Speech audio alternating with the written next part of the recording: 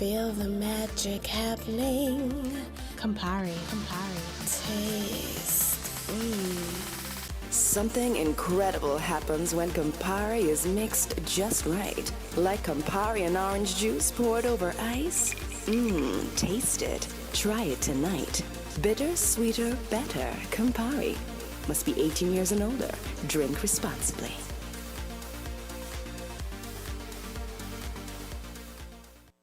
Buying your medication is easy with City Drug Store's curbside pickup. WhatsApp our certified pharmacist at 662-8769 with your requests. For prescriptions, take a clear photograph and send for review. We will engage you in dialogue and then provide a quotation and link for payment. You can then pay via TDC's online payment portal. And once the transaction is complete, you'll be notified that your pickup is ready. Yes, it's that easy. Send your WhatsApp message to 662-8769 to order your medications today with City Drug Store's curbside pickup service.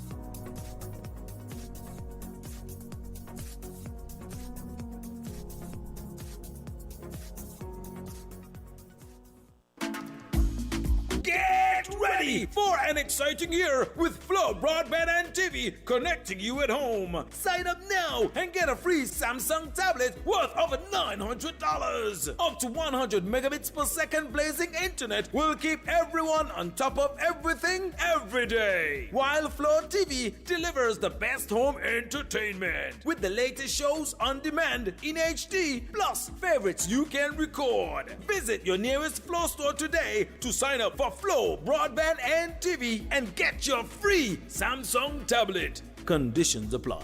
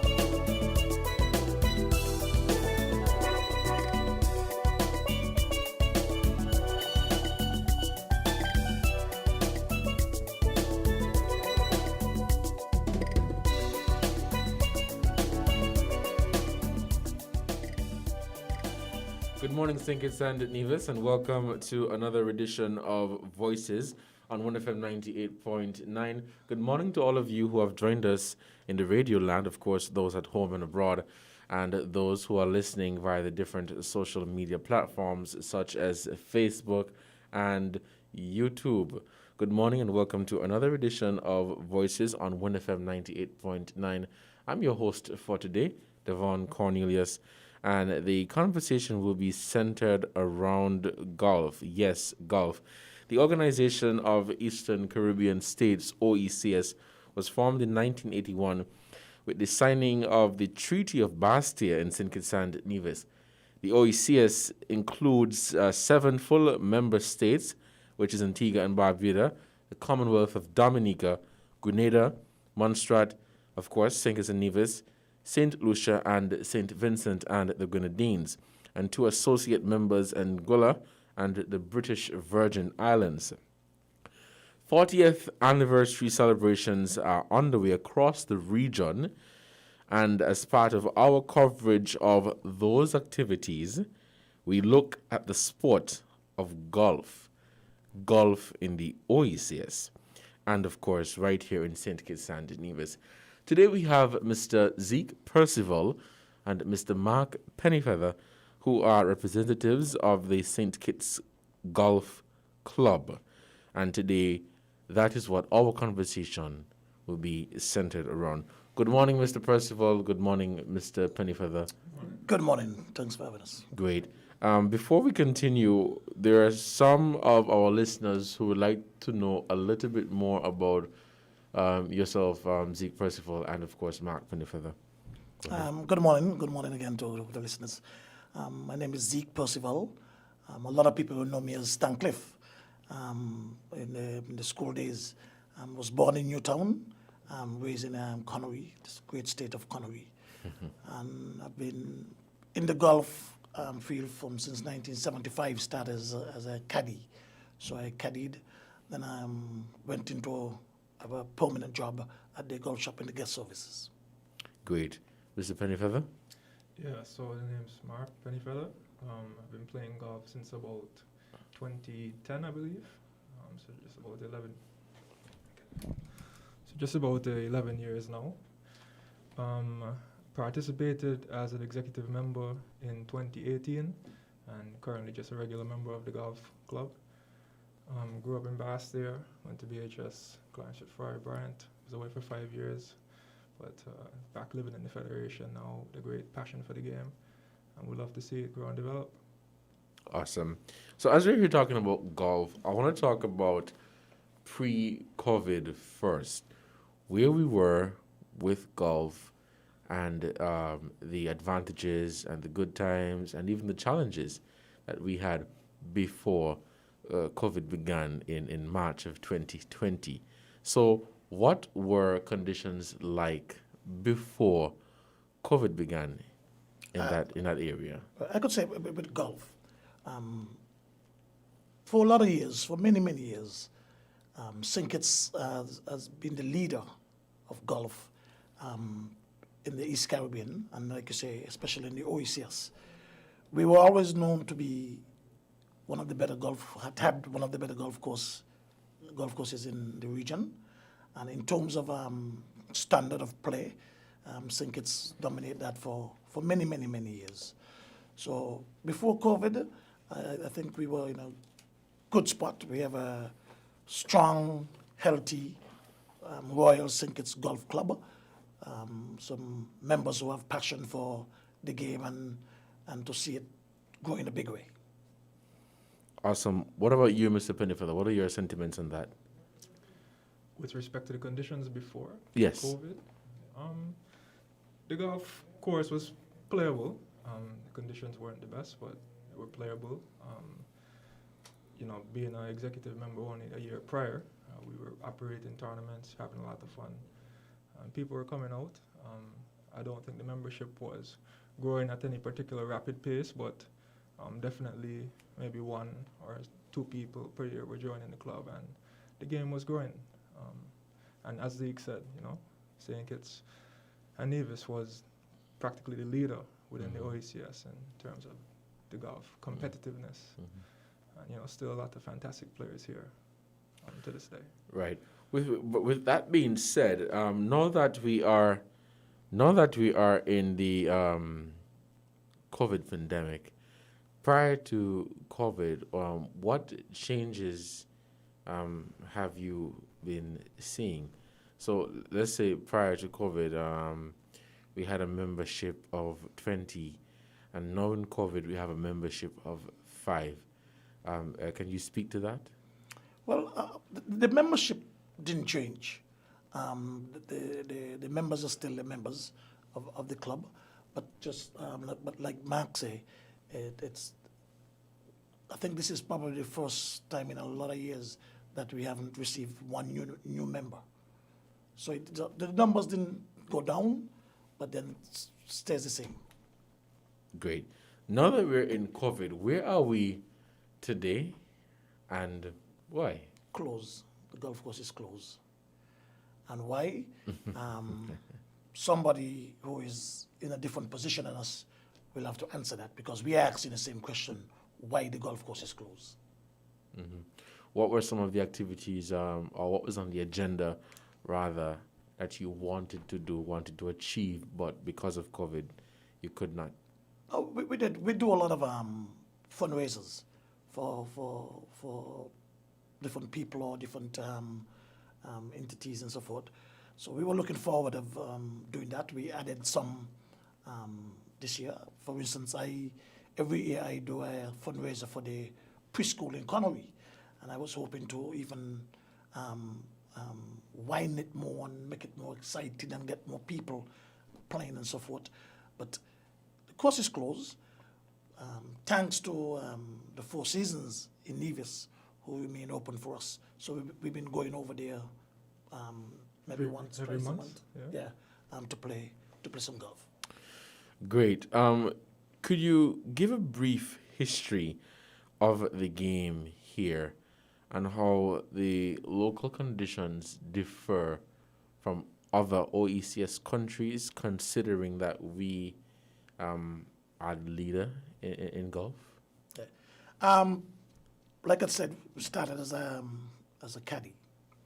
And St. Kitts Nevis, let me say for St. Kitts, it's probably the only island in the Caribbean where kids, young people between the age of 7 to 21 could play the game for free.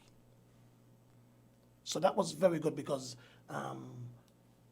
Mark and a lot of the juniors, AJ and Norford and all these young guys, even myself, but I was a caddy, so I had that little privilege of playing.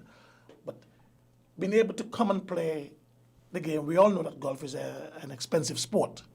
But fortunately for us, over the years, and I'm talking like different governments, who the Frigate Bay Development Corporation is they run the golf course then, they make it affordable for these young folks to play and also the locals.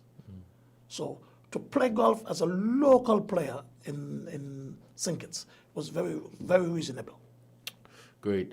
Mr. Pennyfeather, you mentioned that you started playing golf when you were 20, or back in 2010? 2010. Back in 2010, sorry. So you started playing golf back in 2010, that is more than 10 years ago.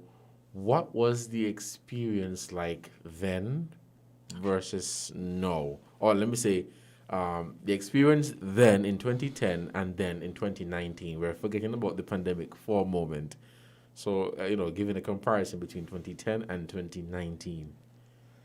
Well, in terms of the conditions of the course, it was far better. And actually, I think I started playing in 2008. Would have been the first time I attended a camp. Yeah, a camp at the Royal St. Kitts Golf Club. The conditions of the course were, far better than they are today. There's a lot of greenery.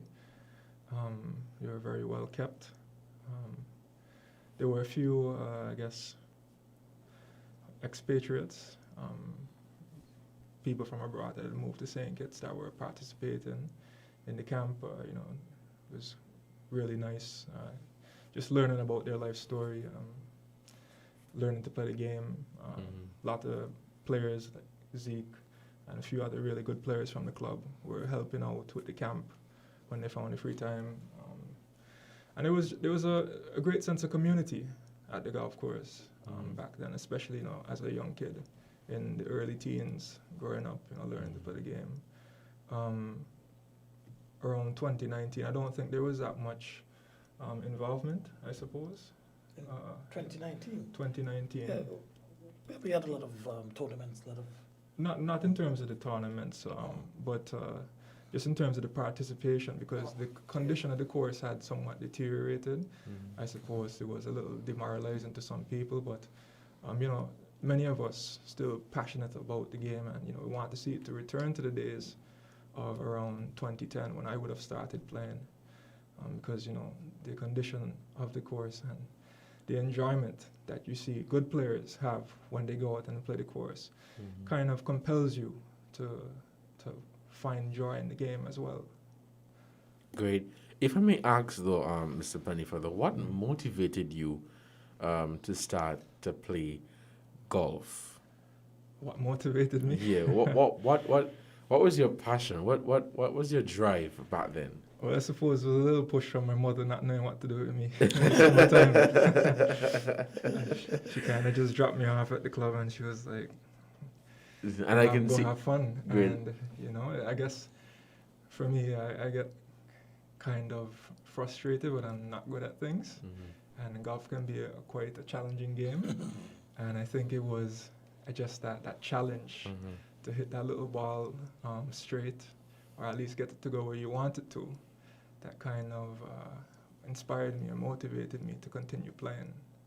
Just that continuous challenge. Zeke, I mean, you're a fair bit older than me, and I'm sure that challenge is still keeping you going. Even yesterday. Now, you guys have the experience in playing golf, and so you were afforded the opportunity to meet a number of legends. I assume you were afforded to meet a number of legends and play with a number of remarkable golf players. If I may ask, what was that like? Oh, wonderful. Wonderful. I could remember the first day I played with Sir Vivian Richards. I mean, I was practically shaking in my boots, knowing that this great man was, a matter of fact, we rode in the same golf cart. You know, I played in a tournament in Antigua then, and I played with him. And I was like, ooh, you know, so Vivian Richards is sitting beside you. He's a wonderful guy, wonderful guy. And when we start, halfway through the game, we start talking, and then birth dates come up and so forth. And we had the same birth date. Wow. You know, so it was wonderful. It was just, and I played golf with Malcolm Marshall, Desmond Haynes, played with a lot of those guys. It's just great. Who would you say your role model is? In golf? Definitely. Oh, my role among the celebrities or everybody? It could be anyone. My role model in golf is Jack Nicklaus. Jack Nicklaus. When I first started the game, that's the first golf tape I saw, and it was Jack Nicklaus and it was in his time where he was ruling golf just like Tiger Woods did. So, Jack Nicklaus. What about you, Mr. Pennyfeather? Well, unfortunately, I'm not as good of a player as Zeke is, so I don't have the, I guess, experience of playing with such great golfers. You played with me. I did. I played with Zeke and quite a few other good golfers in the federation, so I do have, you know, that experience with them. You know, even Adrian Norford, every time I get the chance to play with the guy, to see what he can do with the ball is always quite impressive. But then, you know, I guess on your question about inspirations in golf, once I started playing, definitely I think Tiger Woods was going through his injury battles and stuff at the time when I started playing, but I remember in the years prior to that, as a child, you know, my father and mother turning on the TV and watching him close out tournaments on a Sunday was always exciting. You know, the way the crowd responded to that guy playing in a golf tournament is not like what you see regularly. Wow. Mr. Percival, can you speak to how successful was golf in the OECS in terms of the opportunities for the people within the region here in St. Kitts and other Caribbean islands? Well, the OECS joined the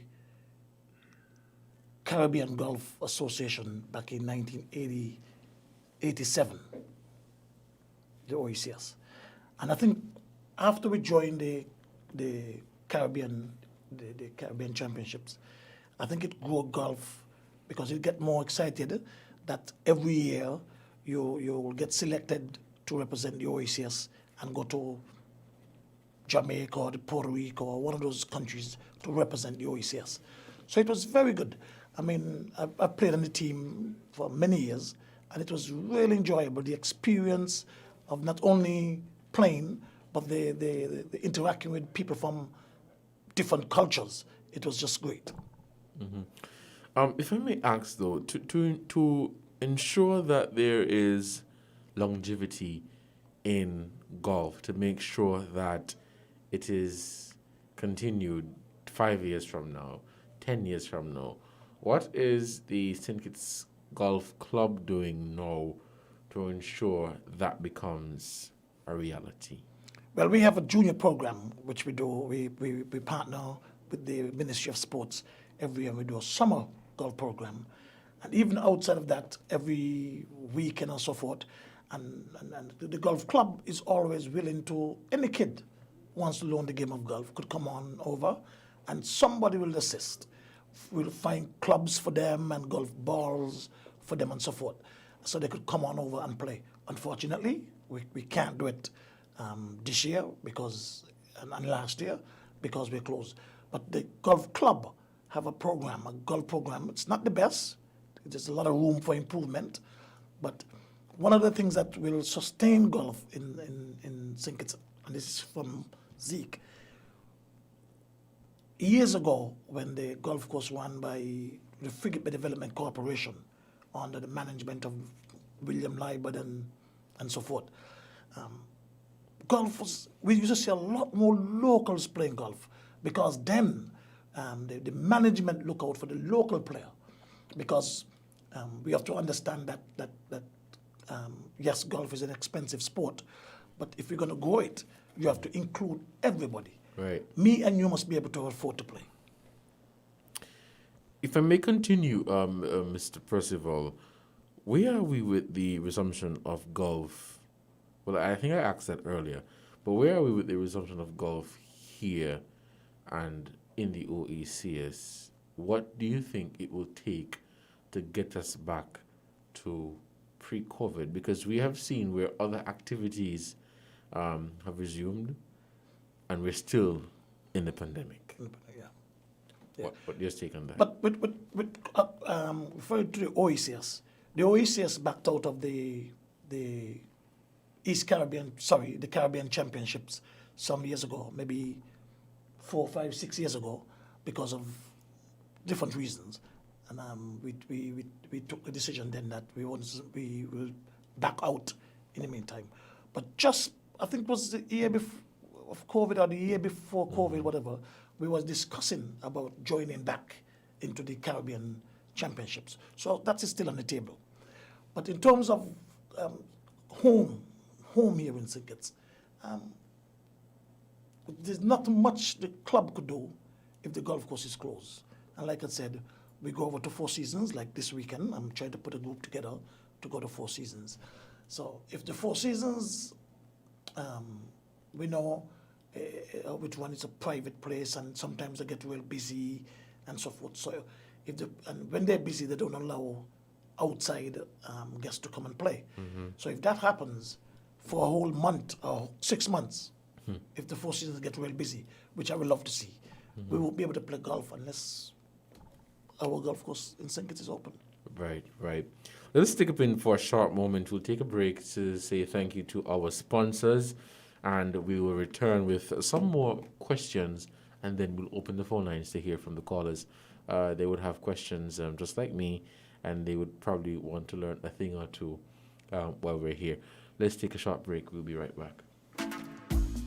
Get ready for an exciting year with Flow Broadband and TV, connecting you at home. Sign up now and get a free Samsung tablet worth over $900. Up to 100 megabits per second blazing internet will keep everyone on top of everything every day. While Flow TV delivers the best home entertainment with the latest shows on demand in HD, plus favorites you can record. Visit your nearest Flow store today to sign up for Flow Broadband and TV and get your free Samsung tablet. Conditions apply.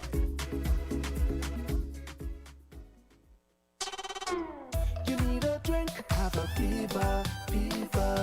You want some fun, get a Viva. Taste the flavor, have a Viva. Oh yeah, Viva is the one. Say goodbye to boring. Let me hear you sing. Got to have my Viva, water but so much better. Viva sparkling flavored water. Water, but better.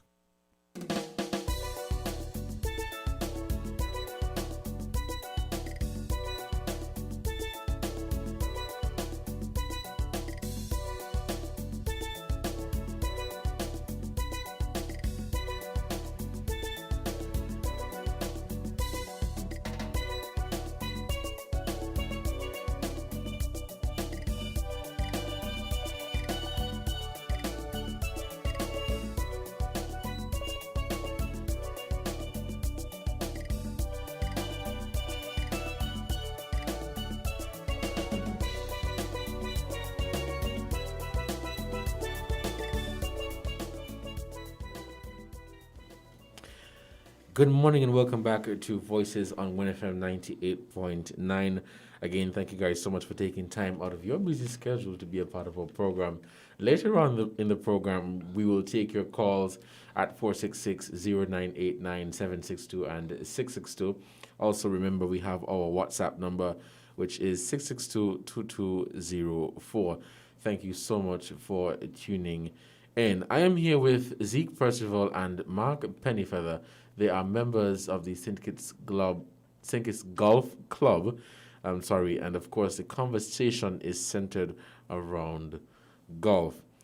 Mr. Percival, who were the personalities on the OECS golf scene? Well, we had the 7 or 8 countries in the OECS. We had Grenada, St. Lucia, Antigua and Barbuda, St. Kitts and Nevis, and that was it in the OECS. Great. And what were some of the activities that you guys had then? Well, we used to have the OECS Open. The OECS organization will organize a tournament called the OECS. It was a team event, actually, which Syncits dominated for many, many years. But that didn't last very long. I think we started concentrating on the Caribbean Championships instead of the OECS body, because, it takes money to travel. Right. And because we have to send teams every year to different places. Because on top of that, we have the East Caribbean Championships. So a lot of the clubs in the OECS found it was a bit expensive. And so the OECS tournament that went under the carpet to pay more attention to the Caribbean Championships. Right. We will open the phone lines now to hear from our callers. The numbers to call are 466-0989-762 and 662. We also have the WhatsApp number, which is 662-2204. We are taking your calls here on 1FM 98.9. We have a caller on the line. Caller, good morning. You are live on Voices.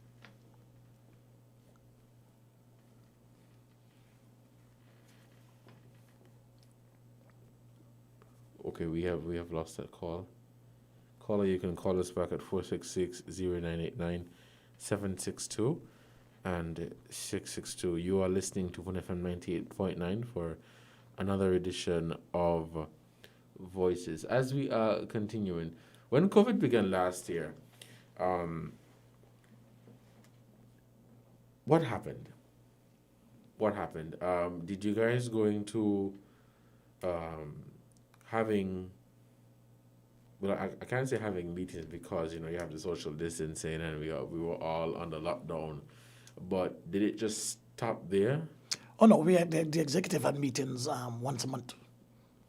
We couldn't play golf, but we had our meetings, planning because, a lot of us expected that this thing will have gone like that. So we were still planning for tournaments, and like I said, we have a lot of fundraising tournaments, so we were still planning for that. Mm-hmm.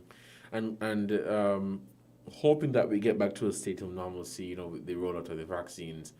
What is on the agenda for the Syndicates Golf Club? What do you guys have planned?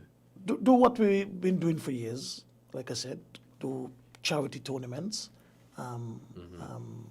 Sorry, stick up in there. Let us take this call on the line. Caller, good morning. You're live on Voices. Yes, good morning, folks. Here you all speaking about a tournament, and think it's dominate a tournament for many, many years. Yeah. Hello? Yep. Yeah, we can hear you. Yeah, and a number of things. I have realized, this is Carl Brown here. I have realized that we have been having all kind of sporting events, tournaments, and all kind of things. But one of the things I tend to look at, and this happens all over a number of countries and nations around the world, when are we going to get into random testing for all the different things that they don't allow in sports? I mean, guys, we have to admit it. I mean, we have a lot of very talented people in all areas of sports here in the Federation. But we have seen that a number of contraband substance and stuff that the sporting world and sporting organizations don't allow has hindered our sportsmen and women from reaching to the heights that we really would expect them to reach as far as professionals of getting paid some serious sugar cake or dinero money that we would say. When are we going to seriously get into that form of the sporting area where we randomly walk up to you, test you, or you have to meet at a certain point at a certain time to be tested? Because, you know, alcohol, drugs, and other form of substance, I mean, late night partying, you know, even when they travel and even when they go in camp, we have known of a number of instances where they have break these curfew and stuff like that. And in that form, they have been hindered from reaching the real heights that we want them to reach. Yes, we are proud. We have local tournaments. We have Caribbean tournaments, OECS, sometime a Windward Island OECS tournament. But after that, our guys and ladies don't reach much further because of these instances in sports where they are hindered. How many times do you all have the physiotherapists? I mean, have these guys come in to have a physiotherapy training session, not just going out there with just the sport? How many times you have a counselor sit down with these guys and ladies and just counsel them about life, about, you know, sporting events? How many times we sit them down and question them about the home issues and problems and that sort of thing? All of this is sport, is to develop these youngsters and to take them to the heights and the level where they would want to reach and we would want them to reach. So these are my queries and concerns concerning that folks. I think we are lacking in some of those areas, and our sporting men and women could reach much further if we would keep that steadiness onto them and let them know you want to be here. This is the sacrifice you have to make to get there. We're glad you are here now, but we want you to get there. And this is the other step of sacrifice that you have to make to get there. What your guys think? Do you have a comment? Well, I could just say for golf, for sure. And like I said, I've been around the golfing activities since 1975. We have never, ever had an issue with anybody, not from the Sinkits team, or I could say from the OECS team, even the Caribbean Championships, which I played. And I don't know of any accidents or incident where someone was caught with any kind of contraband, whether it's weed or whatever it is. So I could say for golf, we want to tolerate that. And when we have the kids over there for the summer program, we do talk to them about the education, the scholarships, and so forth. So that I could speak of. I don't know of any incident where someone was caught with any drugs or anything like that.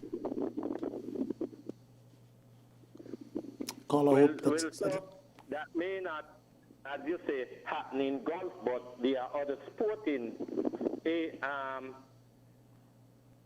events and other games where our folks have been caught with those things. We have heard over the years that there will be random testing for athletes in sports, but we have not seeing it happening here in the Federation on a consistent basis. I mean, if you really want to be a professional, these are the sacrifice and steps and levels that you have to sacrifice to get there. I mean, yeah, it's good playing local and being an amateur athlete, but being an amateur athlete, you don't reach for much far, you don't receive much financing, because, I mean, hey, these are not the days now when people are just playing it for the fun way back in the 70s and 60s, and so when it was just fun for many guys. Right? These are the days now where you have to have the educational level up, you have to have the athletic level up, you have to have the fitness level up, and you have to have the mindset, and you have to have the passion and the energy, the endurance and the perseverance to get from here to there. So this is what I'm talking about.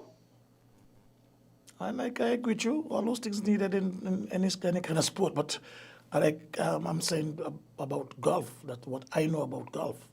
I'm not on the cricket board or the football board or anything like that, so I can't speak to what they do. I know that, but I'm just saying Right. because, I mean, we see now the professional level, I mean, there are so many heights you reach, there are so many levels, so many, I mean, travels, nations, so many people that you meet. And also, it is a good career, sporting area, any form. Today now, it's take you to boundaries and levels that you never expect you would reach, but the sacrifice and the passion and the love for it have to be there. That's right. You don't just play it because you have a little skill and thing. The passion, the energy and the level and the love for it has to be there. Right. Caller, thank you. We have some other callers on the line who'd want to get in. So thank you so much for your contribution. We are still taking calls here, 466-0989, 762 and 662. We are continuing our discussion here on 1FM 98.9. It is 11:41, so we will break at 12 for our headline news, and we'll continue for the second half of our program. Let me just say thank you to the St. Kitts Golf Club for accepting our invitation to be here on our program, and we're hoping that we can have you back in the future to have conversations such as these. So we are continuing our discussion for today. We are wrapping up. Now, who do you, if I may ask, who do you need to help you to achieve your goals? I would say this question is more so for Mr. Pennyfeather, as you're the senior, and so you would have more experience, and I assume that you had that opportunity to achieve some of your goals. But who do you need to achieve, or who do you need to help you to achieve your goals here and in the future when you decide to participate in other tournaments? So you talk in terms of golf. So Right. yeah, obviously having a good facility to practice at is what we definitely need to be able to hone your skills and get better at the game to achieve whatever goals I set for myself and anybody who's playing in the game. Ultimately, I think it's more than just the golf club, what we do here that's going to make a difference. It needs to be, a whole community effort.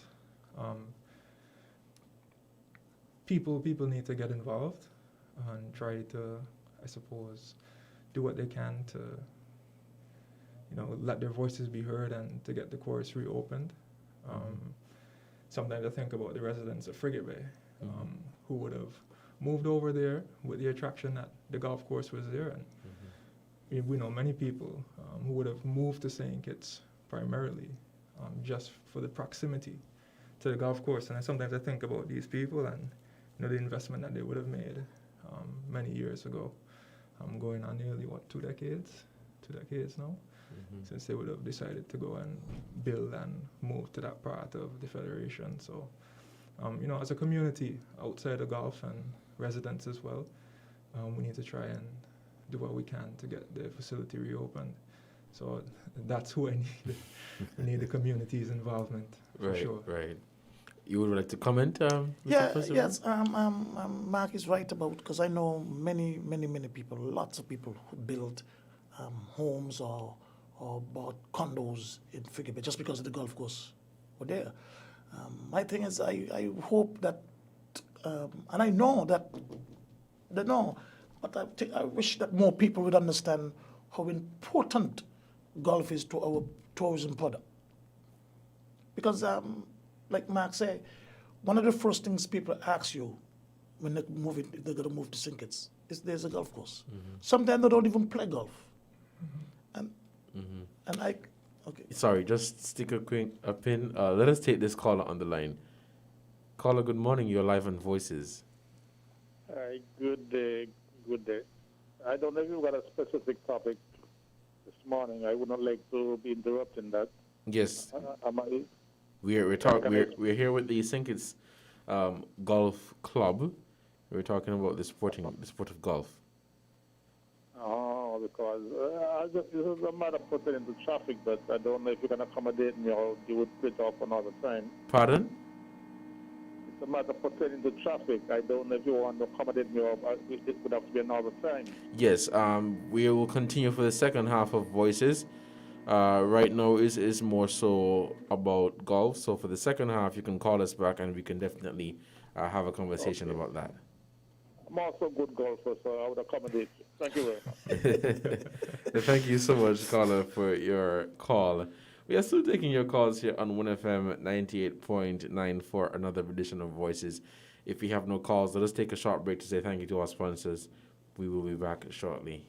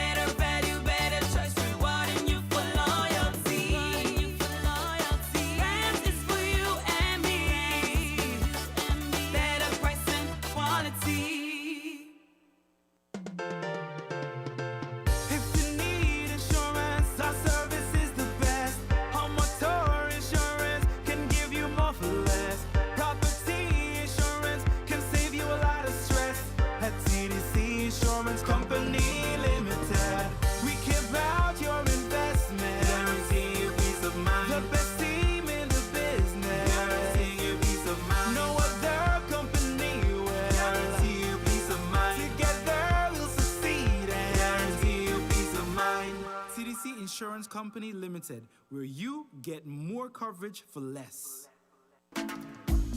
Get ready for an exciting year with Flow Broadband and TV, connecting you at home. Sign up now and get a free Samsung tablet worth over $900. Up to 100 megabits per second blazing internet will keep everyone on top of everything every day. While Flow TV delivers the best home entertainment with the latest shows on demand in HD, plus favorites you can record. Visit your nearest Flow store today to sign up for Flow Broadband and TV and get your free Samsung tablet. Conditions apply.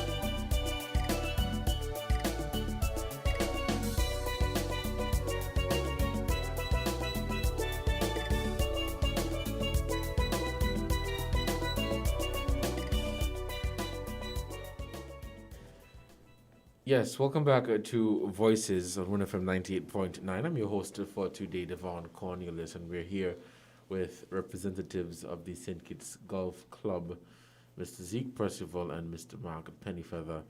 Thank you guys again for accepting our invitation. The phone lines are still open. We'll be open up until midday, so we're taking your calls. You can also send us your contribution via WhatsApp at 662-2204. So we are continuing our discussion for today. Now, we're hoping that the pandemic would be over soon so that we could get back to what we were doing before. In this case, golf.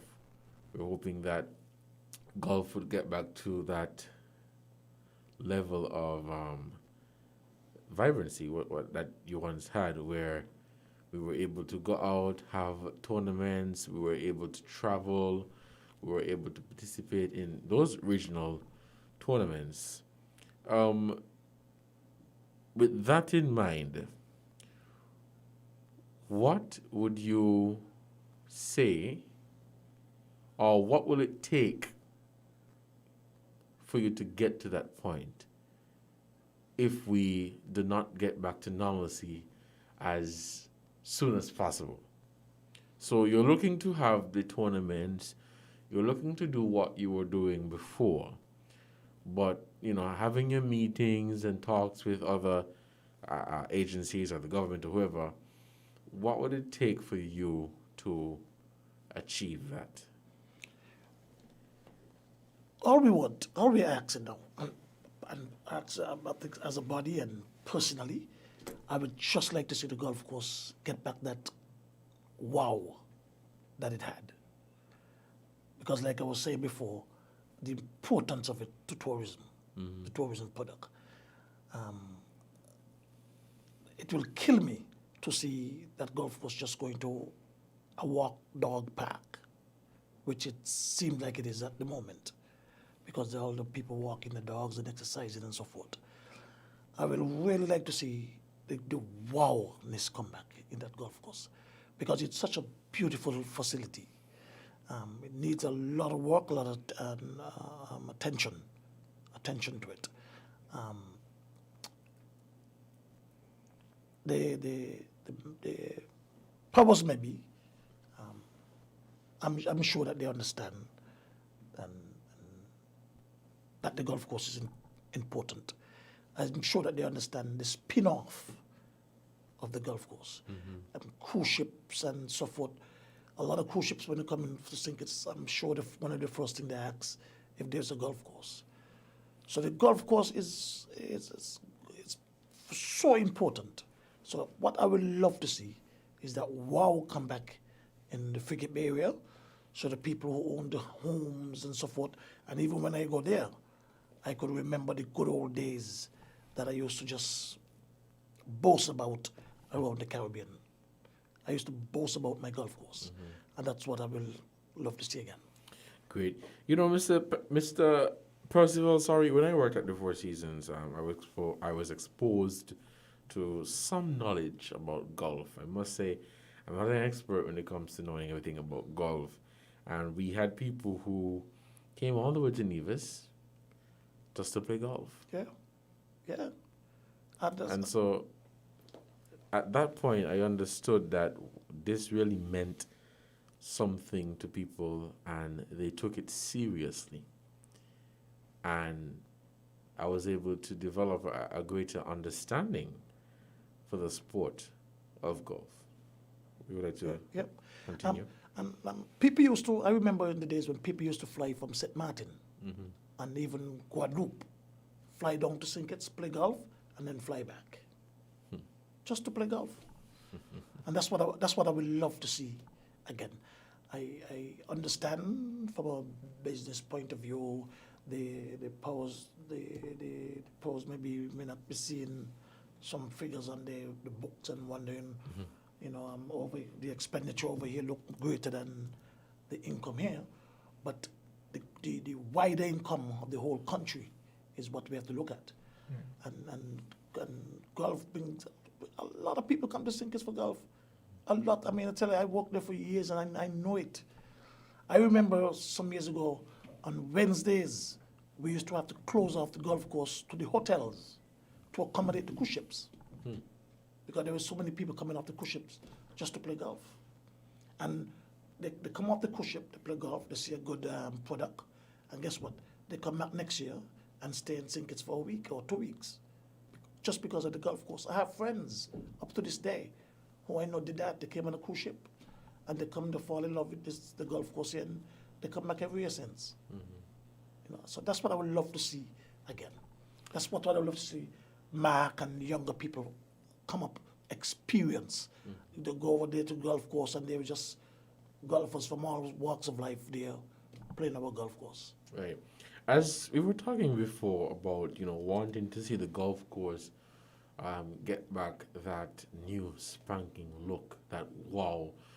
If I may ask, who is tasked with that responsibility of maintaining the golf course and making sure that everything is set, everything is good? Is it the association, the club, or? No, at the association. Presently now, oh God, it's a mix-up one. But I think the government is taking care of that part. They're paying for the staff, the maintenance part of it. Great. It is 11:56, so we're wrapping up our program. If we have any callers out there, we'll take your calls and then we'll end the program at 12.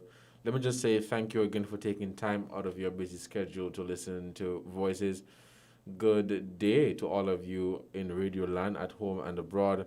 And of course, those of you who joined via Facebook and YouTube and the other social media platforms. For the callers, the caller who called about the traffic, don't worry, I will not forget you. You can call us back for the second half of Voices, but right now we're talking about golf. So we'll come back at the second half to continue that conversation. But thank you so much for listening to our program. I was your host for today, Devon Cornelius, and we had the St. Kitts Golf Club. I will now ask Mr. Percival to give some departing words. Yeah, thanks again for having us. And I really hope that the people who are in the position to reopen the golf course and bring back that wow into the golf course understand, and the public on a whole, because I think, see, if the public understand the importance of the golf course, it's not just some white guys or some poor black guys walking over there and hitting golf ball, but the importance of the golf course. I think the conversation might have been different. We would not have been, we'll probably be here talking about how we could slow down so many golfers. Right. You know, but I will hope that someday that they will realize or put into action what they know, the importance of this Royal St. Kitts Golf Course, and bring back that wow to us. What about you, Mr. Pennyfeather? Yeah, I agree with everything that Zeke said. Just to, I guess, kind of compound on what he said, a lot of times when I look at golf in the Federation, I think that the product that we had at Royal St. Kitts Golf Club, and we still have today, is a good means of attraction for other investors looking to develop. You look at golf in many areas of the world. There's a lot of golf courses in one area. And when developers come here talking about building golf courses, I think it's good that we have courses that are already there in existence. So it provides a variety to the guests that they will also attract to their establishment as well. So, we need to look at it as an investment, protecting that asset and protecting it so that we can attract more development around there. Because, as Zeke said, it plays a big role in tourism and having it there, We were talking about vibrancy earlier. And, having that facility there and just being able to attract juniors, by extension will attract, perhaps their parents. My parents never played, but because I was there at the club, every now and then they might come and they might have lunch at the club and things like that, So we really need to get back to that point where we have our facility, in a good shape, not just for ourselves, but for those in the future as well to benefit from it. And if I could just say too, the Johnny Walker St. Kitts Open, which is one of the most popular tournaments around the Caribbean. I mean, when other countries was struggling to meet 75 or 100 people, for years we were overbooked. We used to overbook every year, but we've been losing that. And I think one of the things is, yes, the flights, but one of the things, because once the place is really attractive, people will come. You've had players that have participated in PGA Tour events as when they were amateurs play that event. Collegiate golfers in the United States who are playing on Division I scholarships have come and played that event. Huge attraction. So it's a big tournament. It's a like I say, I know when many times we had to turn down people or we had to overbook. I've done some of that as well. Yes, so, and I just hope that someday, that in the near future, that will be back. Great.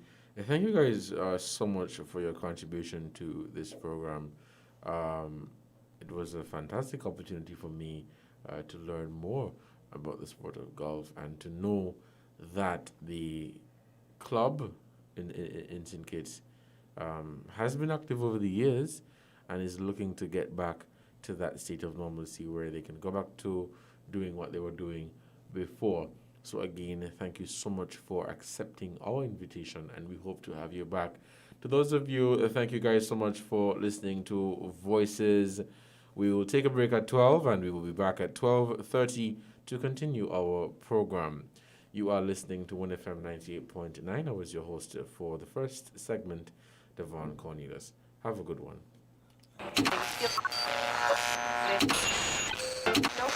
You found the sound. 98.9. Win FM. We now bring you the headline news. The headline news is brought to you by Caribbean Alliance, KDP Enterprises, The Grange, and Carib Brewery.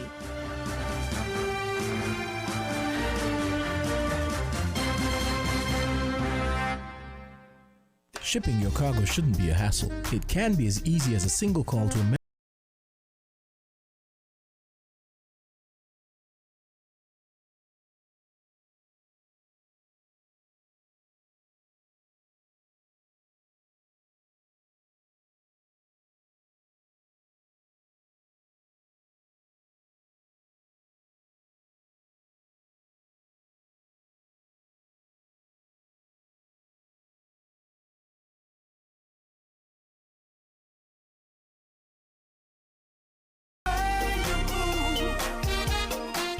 We are faced with tough decisions every day, but choosing the right home or motor insurance shouldn't be one.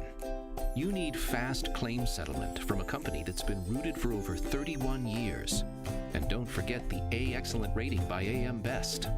Make the intelligent choice. Caribbean Alliance Insurance. Reliable insurance that you can count on.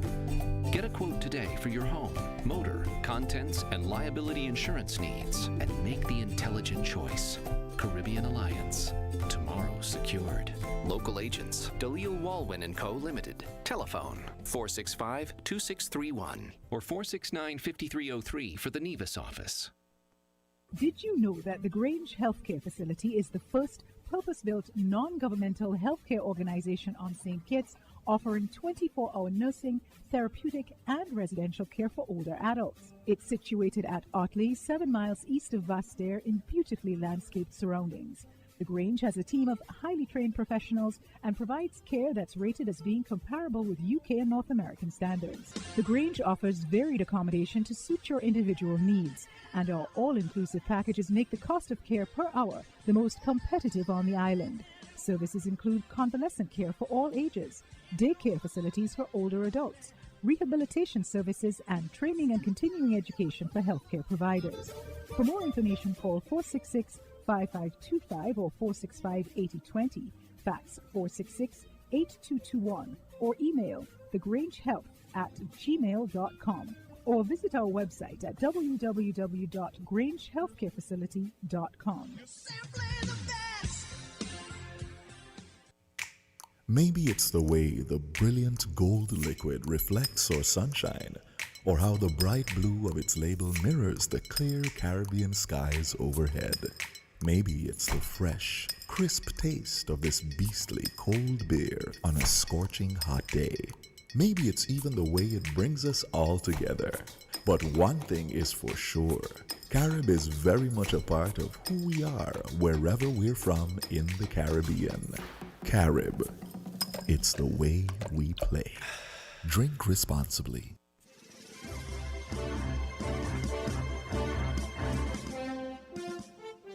With the Win Headline News, I am Kevon Brown. And I'm Devon Cornelius. Making the headlines, free Wi-Fi has officially arrived in 17 community centers throughout St. Kitts. A fleet of cruise ships to home port in Antigua and Barbuda. Former St. Lucian Prime Minister Dr. Kenny Anthony, in an interview with HTS St. Lucia, shares his sentiments surrounding the performance of the United Workers' Party administration during the ongoing pandemic. Internationally, civilians attending a wedding in central Mali were killed in a French airstrike, the Human Rights Division of the United Nations mission to the country has said. Now, the details.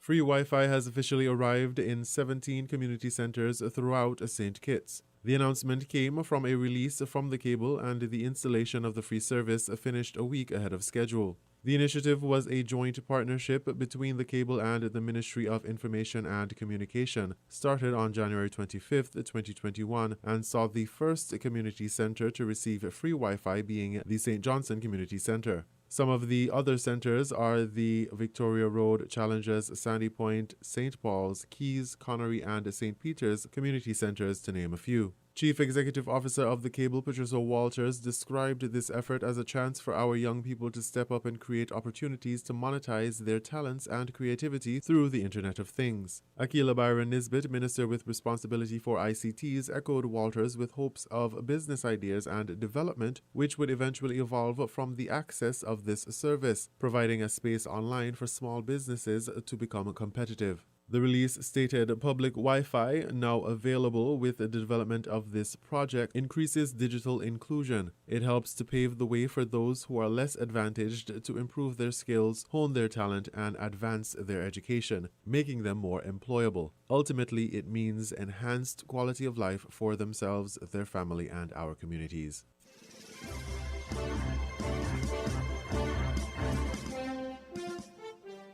Antigua and Barbuda Prime Minister Gaston Brown intends to make a robust contribution on behalf of all CARICOM countries when he participates in the summit meeting on climate organized by U.S. President Joe Biden, he said in a statement on Monday. Brown is one of the two Caribbean leaders invited by President Biden to the April 22nd to 23rd virtual summit of 40 heads of government from around the world. Jamaica's Prime Minister Andrew Holness is the other Caribbean invitee. President Biden said he was inviting the leaders of the world's major economies as well as heads of other countries that are demonstrating strong climate leadership and are especially vulnerable to climate impacts. Brown welcomed the invitation to participate in the summit to make the case for small states everywhere. The Antigua and Barbuda leader said that before the event, he intends to consult with CARICOM heads of government and to work closely with Prime Minister Holness to present a strong and compelling Caribbean position for climate justice. Earlier in the day, Brown told a meeting of heads of state and government on the international debt architecture and liquidity that Caribbean states are the least contributors to the greenhouse gases that cause climate change, yet they are its greatest casualties. At the meeting, which was co-hosted by Holness and Canada's Prime Minister Justin Trudeau, Brown argued that small island states are facing an unprecedented triple-faceted challenge coping with extraordinary public health demands from the pandemic, managing the social and development impacts of its economic devastation, and preparing for the enlarging effects of climate change.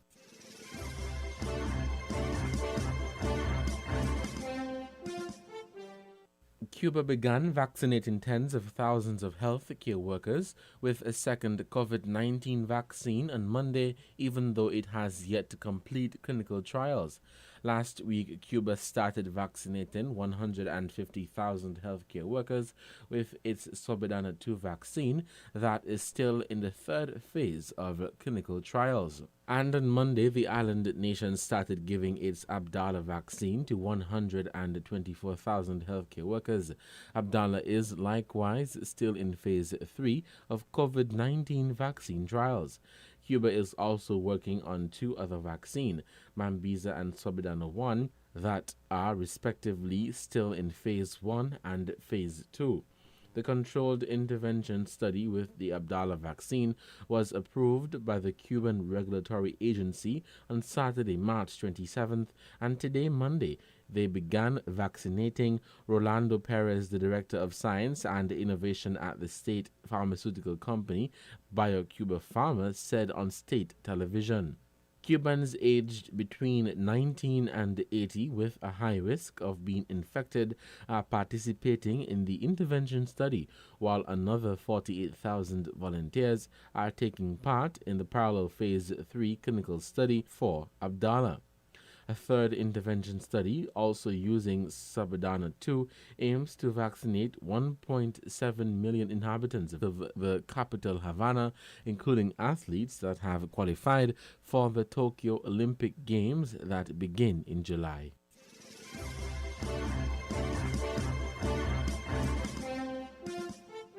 A fleet of cruise ships to home port in Antigua and Barbuda. ABS Antigua has that report. P&O Cruises has announced one of its newest fleet of RV ships will be home porting in Antigua from January to March 2023. Home porting will see the vessel primarily operate from Antigua's ports. Now, visitors will fly into this country to board the vessel and then return after their 7 or 14-day itineraries. Port manager Darwin Telemack says, from the port's perspective, Antigua stands ready. From the port perspective, we are ready. There's no question that all of the requirements from the port side is ready for accepting ships. The protocols from the Ministry of Health, protocols from Port Health in particular, who's going to give us the rights to grant pratique to the vessels, that has not yet been totally established. We are working furiously to get there. But from the port side, we will get a ship in if it shows up tomorrow. Meanwhile, Telemack says the country is ahead of the game regarding preparations for the resumption of cruise tourism. Antigua and Barbuda will be the best prepared port when cruising starts. And the main reason for that is we now have a 5th berth and we'll be able to bring in 5 ships. So we will be better prepared, more ready than we've ever been when we restart. And that is thanks to the decision by the government to engage with Global Ports again, who through this pandemic have quite studiously and through great difficulty ensured that the 5th berth has been built.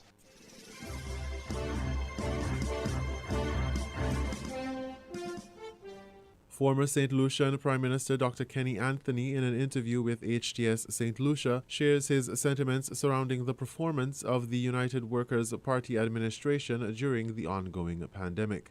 It is obvious that they are busy attempting to buy voters with questionable projects. They haven't looked after the people of St. Lucia. They haven't really cared for the people of St. Lucia during this COVID pandemic. Former Prime Minister Dr. Kenny Anthony backs up this assertion by pointing to St. Lucia's mortality rate when compared to other Eastern Caribbean territories. How do you explain the fact that among the Eastern Caribbean islands, St. Lucia is the worst in the handling of COVID? We have the highest number of deaths among the Eastern Caribbean islands and very high number of cases.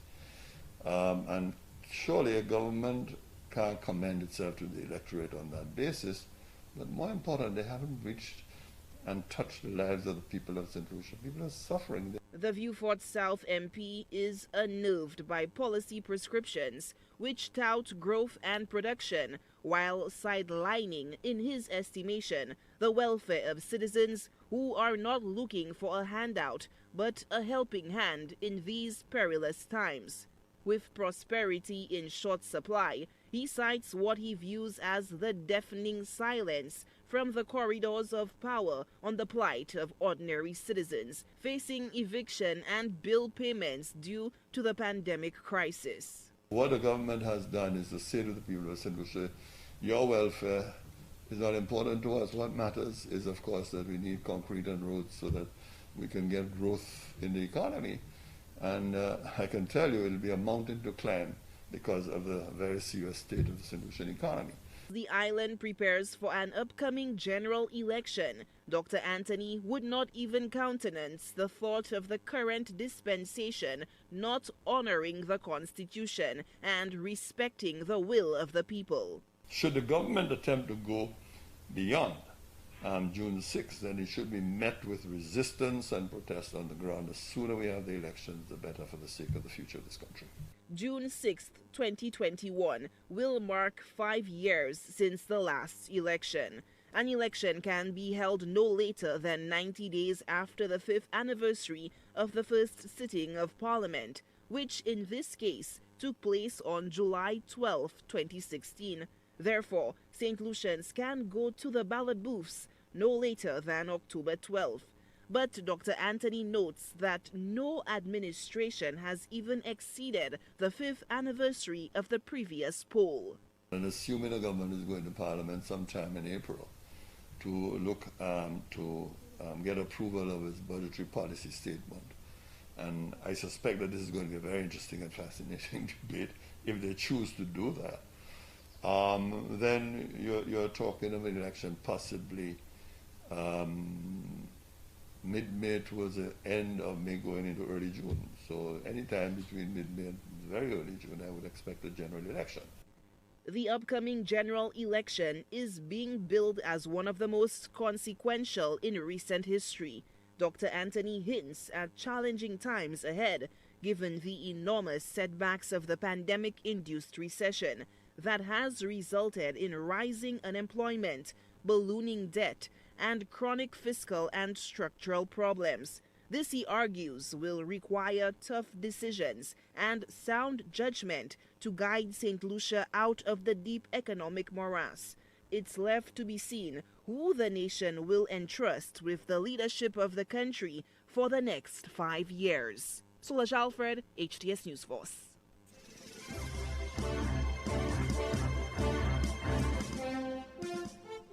We now bring you these international reports. A French airstrike killed 19 civilians attending a wedding in central Mali, United Nations investigators have reported. That conclusion, announced on Tuesday, contradicts France's account that only Islamist militants were hit. France has more than 5,000 troops in Mali and neighbouring countries, battling groups linked to Al-Qaeda and Islamic State. The Human Rights Division of the UN mission to Mali, known as MINUSMA, said a wedding attended by about 100 civilians was hit in the village of Bunti on January 3rd. It concluded that 16 civilians and 3 armed men were immediately killed, and 3 more civilians died while being taken for medical care. The armed men are presumed to have been members of Al-Qaeda-affiliated group Katiba Surma. MINUSMA said it had visited the town, analysed satellite imagery, and carried out interviews with 400 people. Paris immediately rejected the findings, which are likely to fuel domestic criticism of Mali's former colonial power. France's Armed Forces Ministry said the strike had followed a robust process to target armed terrorists. In a statement, it also questioned the credibility of witness testimonies. MINUSMA called for Malian and French authorities to carry out an independent investigation. Malian officials had no immediate comment. But the report comes after officials in northern Mali last week accused France's military of killing 6 civilians in another strike.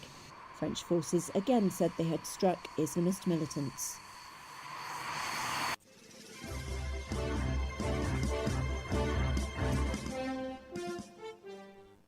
Nine days after the start of Venezuela's military campaign against Colombia's rebel forces, the situation in the Colombian border town of Arauquita is critical. Almost 5,000 refugees are housed in shelters, but that number only tells part of the story. Hundreds more are staying in overcrowded private homes, Elicar Garcia, who fled from the Venezuelan town of La Victoria, says she's sharing the space with 63 other people and they haven't received any help. They say assistance is primarily for the shelters. Nothing has arrived yet for us. We don't want to go to a shelter. We have many people with diabetes, high blood pressure, many kids, and we're scared of COVID. Refugees are crossing the border into rural areas too. At least 100 shared a farmhouse and are extending it to protect new arrivals from the rain. Roberto Mignone from the United Nations Refugee Agency says underreporting is an issue, but a proper camp for at least 500 people will soon be ready. The idea is to decongest the places which at the moment are very full of people, and also for those people who live with families in very crowded environment, we will move them here. The base will be the prioritization on the basis of vulnerability. Many of the refugees are Colombians who fled to Venezuela decades ago at the height of Colombia's conflict between guerrillas, paramilitary and state forces. Most now say Venezuela's government helped create this crisis by long tolerating the presence of Colombia's rebel forces in their territory. Rebels graffiti like this one still appear on the walls of houses here on the Colombian side, but the violence associated with the conflict has been greatly reduced, at least in this region, while the delicate balance that maintained the peace on the Venezuelan side has now broken down. We had heard rumours that the government was going to confront the guerrilla, but would have never expected such a brutal repression against the civilian population, especially by government that pretends to be revolutionary. We lost everything. For years, the Arauca River dividing the two countries helped contain fighting in Colombia. It appears the economic and political crisis in Venezuela has allowed that conflict to resume on the other side. A confrontation that, once sparked, might again prove difficult to tame. Alessandro Ampietti, Al Jazeera, Arauquita.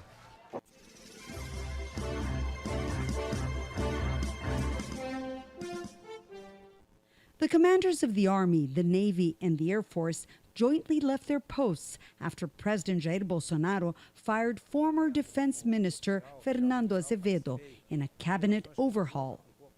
The new defense minister, General Braga Neto, released a statement saying that all three commanders would be replaced. Brazil's armed forces haven't seen anything like this in decades. The three former commanders and defense minister made it clear to Bolsonaro they will not allow the military to be involved in politics, nor will they support any attempt to close Congress or overturn coronavirus curfews and lockdowns imposed by governors and mayors. The crisis comes as Brazil faces the worst phase in the COVID-19 pandemic, with daily deaths reaching almost 4,000. At least 6,000 are waiting for beds in intensive care units. People have been talking for months about the risk of the public system collapsing. Sadly, that moment has come. Throughout Brazil, states and cities have taken restrictive measures to reduce infections. President Bolsonaro has accused governors and mayors of acting like dictators. Bolsonaro has been guiding Brazilians to expose themselves to the virus, disobeying instructions given by states and cities. He is promoting confrontation at a time of crises when he should be fostering cooperation, but he's losing the support of businessmen and lawmakers. Monday's cabinet reshuffle was seen as an attempt by Bolsonaro to change course in his response to COVID-19, which has caused more than 300,000 deaths in Brazil. Meanwhile, Brazil is facing another problem, hunger. 7 out of every 10 Brazilians living in slums and poor neighborhoods have no money to buy food. The government's monthly handouts were suspended in January. Monica Yanakiev, Al Jazeera, Rio de Janeiro.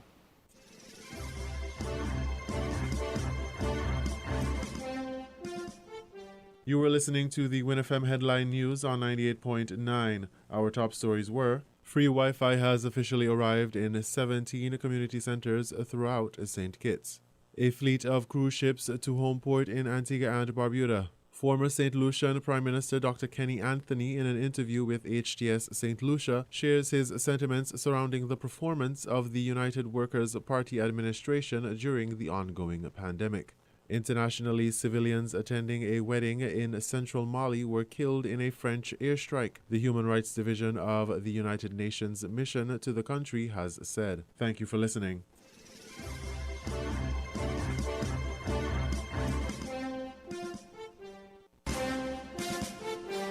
That was the 1FM Headline News.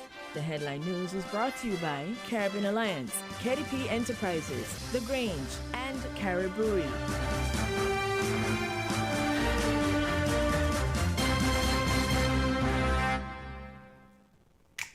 Maybe it's the way the brilliant gold liquid reflects our sunshine, or how the bright blue of its label mirrors the clear Caribbean skies overhead. Maybe it's the fresh, crisp taste of this beastly cold beer on a scorching hot day. Maybe it's even the way it brings us all together. But one thing is for sure, Carib is very much a part of who we are wherever we're from in the Caribbean. Carib. It's the way we play. Drink responsibly. Did you know that the Grange Healthcare Facility is the first purpose-built non-governmental healthcare organization on St. Kitts, offering 24-hour nursing, therapeutic, and residential care for older adults? It's situated at Otley, 7 miles east of Vastair in beautifully landscaped surroundings. The Grange has a team of highly trained professionals and provides care that's rated as being comparable with UK and North American standards. The Grange offers varied accommodation to suit your individual needs, and our all-inclusive packages make the cost of care per hour the most competitive on the island. Services include convalescent care for all ages, daycare facilities for older adults, rehabilitation services, and training and continuing education for healthcare providers.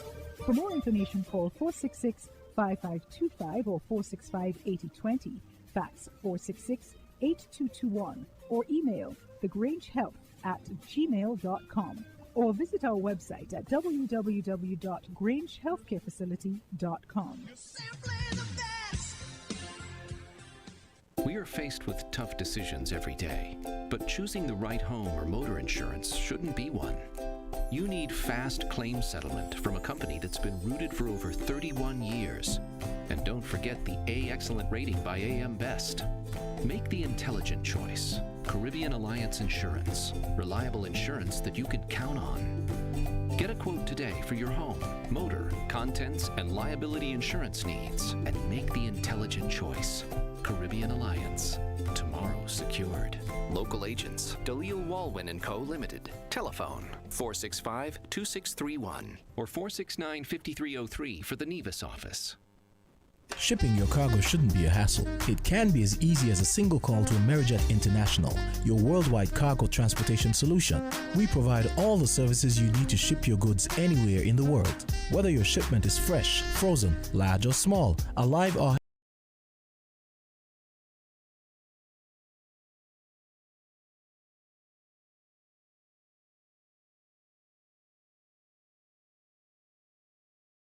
.com, or call us at KDP Enterprises, telephone number 466-9595.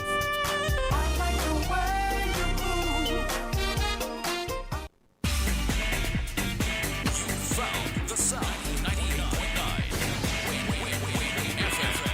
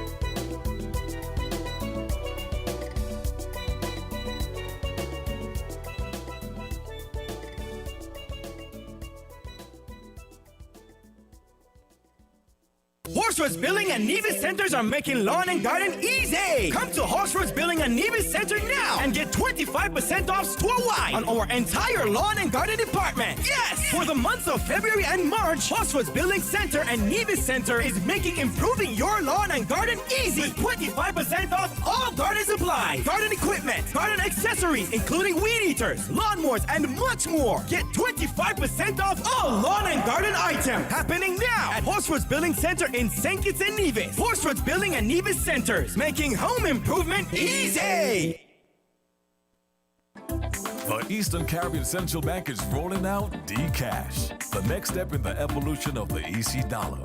Use DCash to send and receive money to and from friends and family. Make payments directly from your smart device. Make payments from wherever you are. Download the app from the Google Play or Apple Store and sign up. Or visit dcashec.com for more information. The future of the EC dollar is digital. Let's make history together.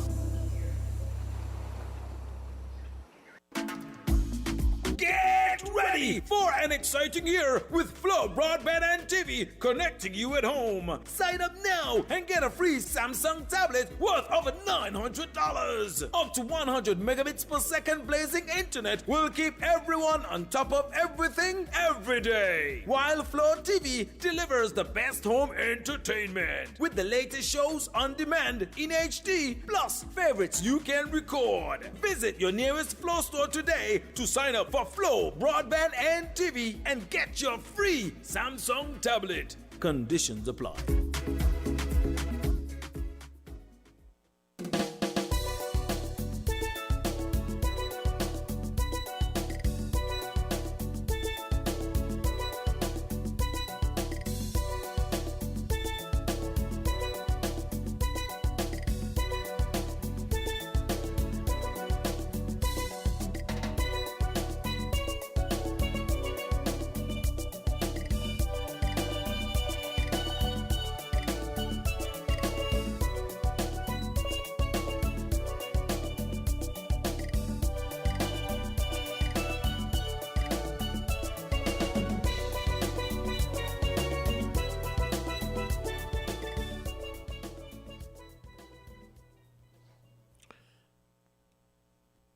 Good afternoon and welcome back to Voices here on 1FM 98.9. I'm your host, Devon Cornelius. Let me say good afternoon to all of you who have joined us in Radio Land. Of course, those of you at home and abroad, wherever you are, a pleasant afternoon is wished to you, and thank you so much for tuning in to 1FM 98.9 for another edition of Voices. I am your host, Devon Cornelius. Of course, good afternoon to those of you who have joined us via social media, Facebook and YouTube, and I look forward to having a very good discussion with you. This afternoon is more so of an open discussion, and so whatever topic that you would like to raise, you can call us and we can have that discussion. Early on in our program, we had a caller who wanted to address some concerns as it relates to traffic, and so we are awaiting your call.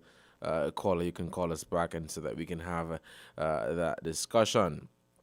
Also for this afternoon, we will be hearing from a colleague in St. Vincent and the Grenadines speaking about the COVID-19 experience in SVG. He is a teacher, and so he will talk about the COVID-19 experience in the schools, and he will also talk about what is happening down there with regards to the volcano. We have been monitoring the situation down there, and so we will have his view of what is taking place. We have a caller on the line. Good afternoon, caller. You are live on Voices. Oh, we seem to have lost that call. We have another call. Caller, good afternoon. You are live on Voices. Good afternoon. How are you? Good afternoon. I'm doing fine. And you? Good. I had a question. I'm not sure if you have the answer for that, or maybe you can find out and then say it later on the year. But if you're coming into St. Kitts and Nevis and you have been vaccinated with the 2 shots, the 2 Pfizer vaccine shot, do you still have to be quarantined for 14 days? Yes, I think that is the case. You still have to quarantine, but allow me to follow up with the authorities to confirm that. But my understanding is you still have to quarantine even though you've been vaccinated. Okay, I was just curious about that. Okay, thank you. Thank you so much for your call. We are still taking your calls here on 1FM 98.9 for another edition of Voices. I'm your host, Devon Cornelius. It's an open ear this afternoon, and so whatever topic you would like to discuss, we're here to facilitate you. Good afternoon, caller. You're live on Voices. Caller, good afternoon. You're live on Voices.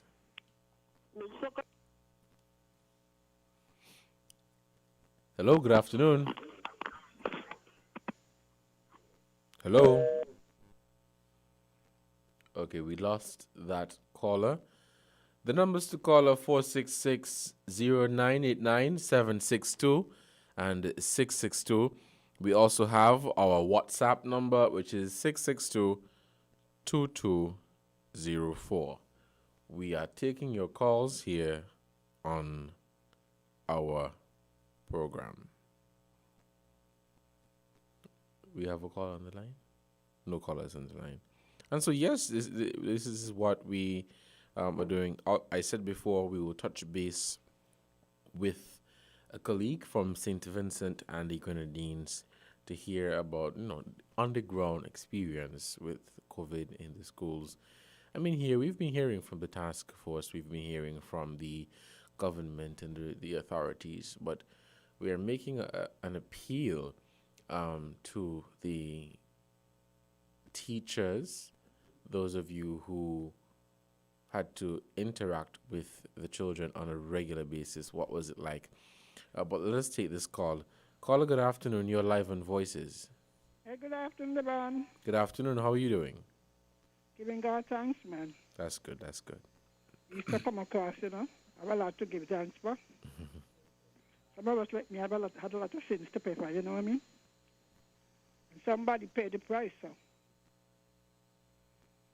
Now, in relation to the volcanic eruption, that they say is expected soon, has there been an OECS response? I heard they said that St. Lucia planned to take some of the people, so which would require them to be put into quarantine. Do you have any idea what our country intends to do if we intend to take any of the Vincentians, or do we just intend to send help for them? I don't know. So when your I don't friend know or what. whoever Pardon? calls, right? Mm-hmm. See if they could tell us what is the response by the different Caribbean islands. But I did hear that St. Lucia has offered. Maybe you could say if you know anything. Do you know anything? No, I don't. So when you connect, why not for me? Sure, no problem. All right then. Thank you so much, caller, for your input. We are still taking your calls here on 1FM 98.9. I'm your host for today's Voices, Devon Cornelius. The numbers to call are 466-0989-762 and 662. Also, we have our WhatsApp number, which is 662-2204. We are still taking your calls. We have a call on the line. We have no caller on the line. So yes, as I said, the line is open. Oh, we have a caller. Caller, good afternoon. You are live on Voices. Yes, good afternoon, Mr. Cornelius. Good afternoon, sir. Mr. Cornelius, I have a little homework I want you to research for me. Does the name Howard Nicholas mean anything to you? Howard Nicholas? Yeah. No, I'm not familiar with that name. Okay, Howard Nicholas is he's a lecturer.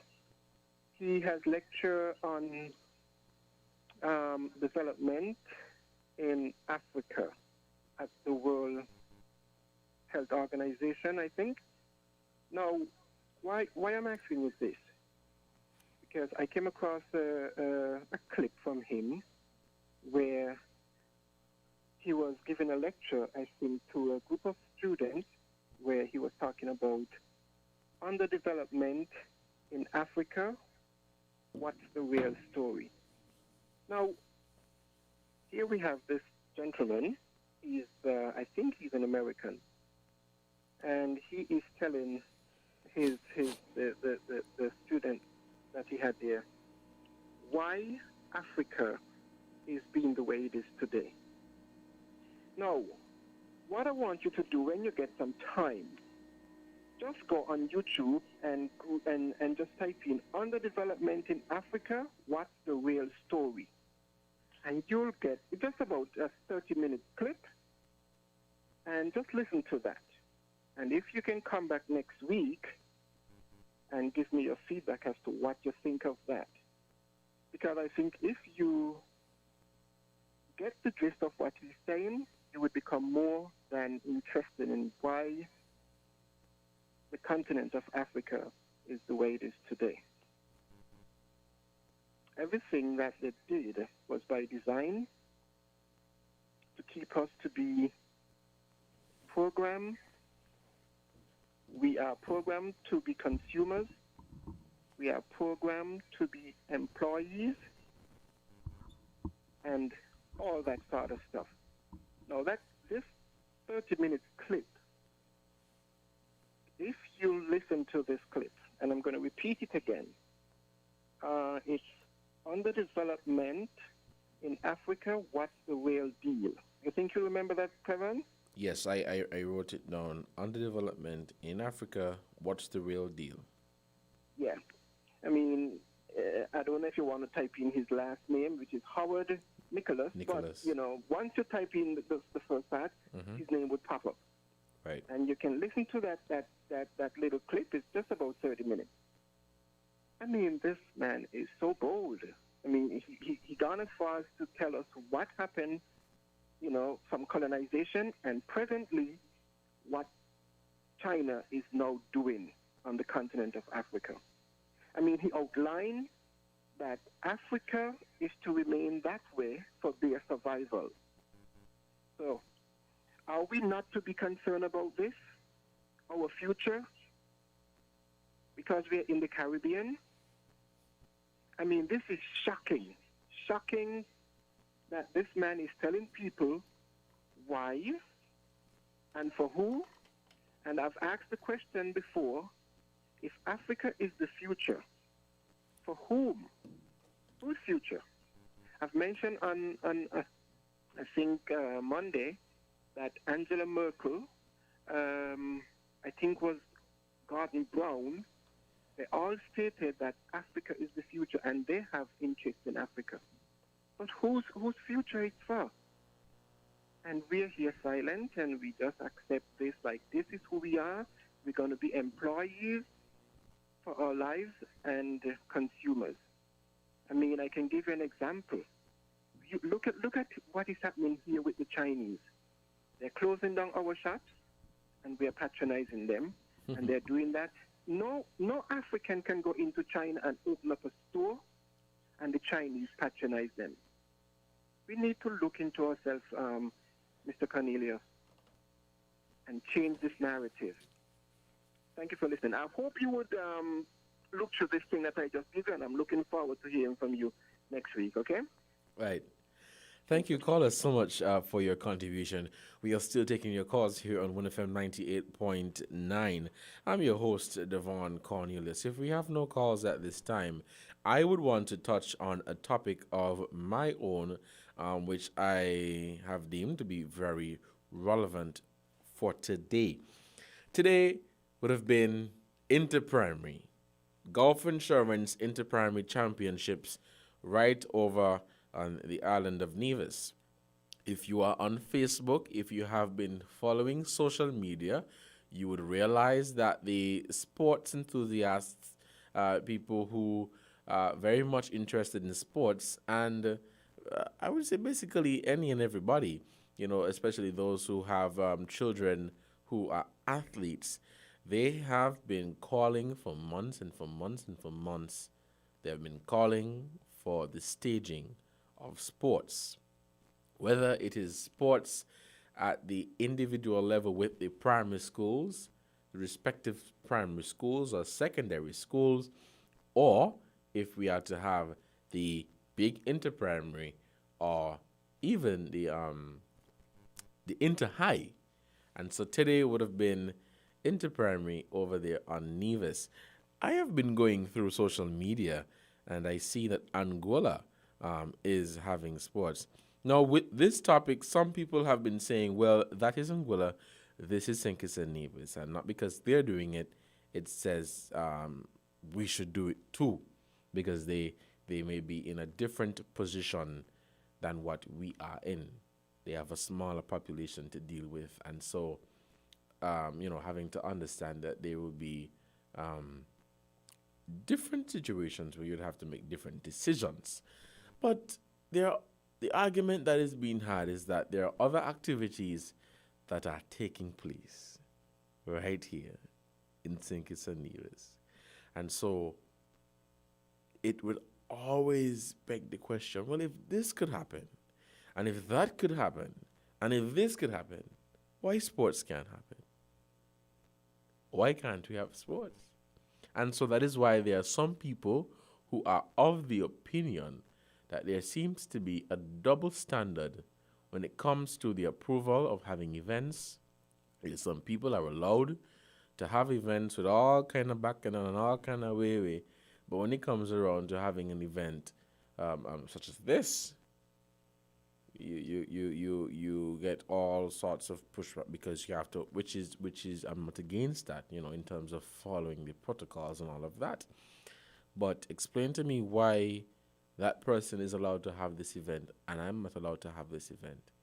And so that has been on the minds of the people for the past few weeks. If you've been following social media, I see people sharing, old videos from last year, the year before, and reminiscing on what inter-primary was like. But during COVID, so we have to understand there will be changes. We have a caller on the line. Let us take this call. Oh, we lost that call. Caller, you can call us back. The numbers to call are 466-0989. Okay, we lost that call as well. Caller, we apologize for that. You can call us back, 466-0989. We have a caller. Caller, good afternoon. You are live on Voices. Good afternoon, sir. Good afternoon. How are you? I'm good. How are you? Not bad at all. Giving thanks for life. That's the only way we could do right now. I just want to let people know that the COVID, and when they were saying they're bullying people to take the vaccine, but I want to let them know is the whole world letting people know. The more people vaccinate, the better it is. It's the Prime Minister saying it, it's the CMO, the whole world. If enough people ain't get vaccinated, we're going to say just as we be right now. So, go out and take the vaccination. And I want to let them know that when the Prime Minister, they say the Prime Minister boasts. When the Prime Minister boasting, he boasting on his performance. He ain't boasting on what he have. And it's the good work of the Prime Minister. We're saying it's news where we are today, and why the young man them unite and stop the killing. And he has good governance. That's why the Prime Minister could say good governance. You know what he's saying? He's a godless man. And when they say negative, he turn them same words around and turn them into something positive. And that's what we've been looking for all these years, a positive leader. God bless him, and he continues serving God. That's the right way to go. When a country has no vision, people perish, and that man have a vision. Prime Minister Harris, keep on dreaming big, never small. Anyhow you start to dream small, the country will fall. Bye. I won't not kind of warm now. I'm listening. Bye. Thank you, caller, so much for your contribution on Voices, Win FM 98.9. We are still taking your calls. The numbers to call are 466-0989-762 and 662. Of course, we have our WhatsApp channel or WhatsApp number, which is 662-2204. And so, as I was saying before the caller came in, that has been a hot topic for the past few days and weeks. Before I continue, let us take another caller. Caller, good afternoon. You are live on Voices. Good afternoon, Mr. Cornelius. Yes, good afternoon. You called earlier, but the call fell out. I just reporting that he had a big event this morning over at Sowell in Limo High Court, where the government that did there was successful, bringing a big case from since 1990, since 2015, the boundaries case. The government was successful under lead counsel Mendes and Hamilton. God bless them, because this country needs fairness, not chicory. Chicory don't work. It's a God above.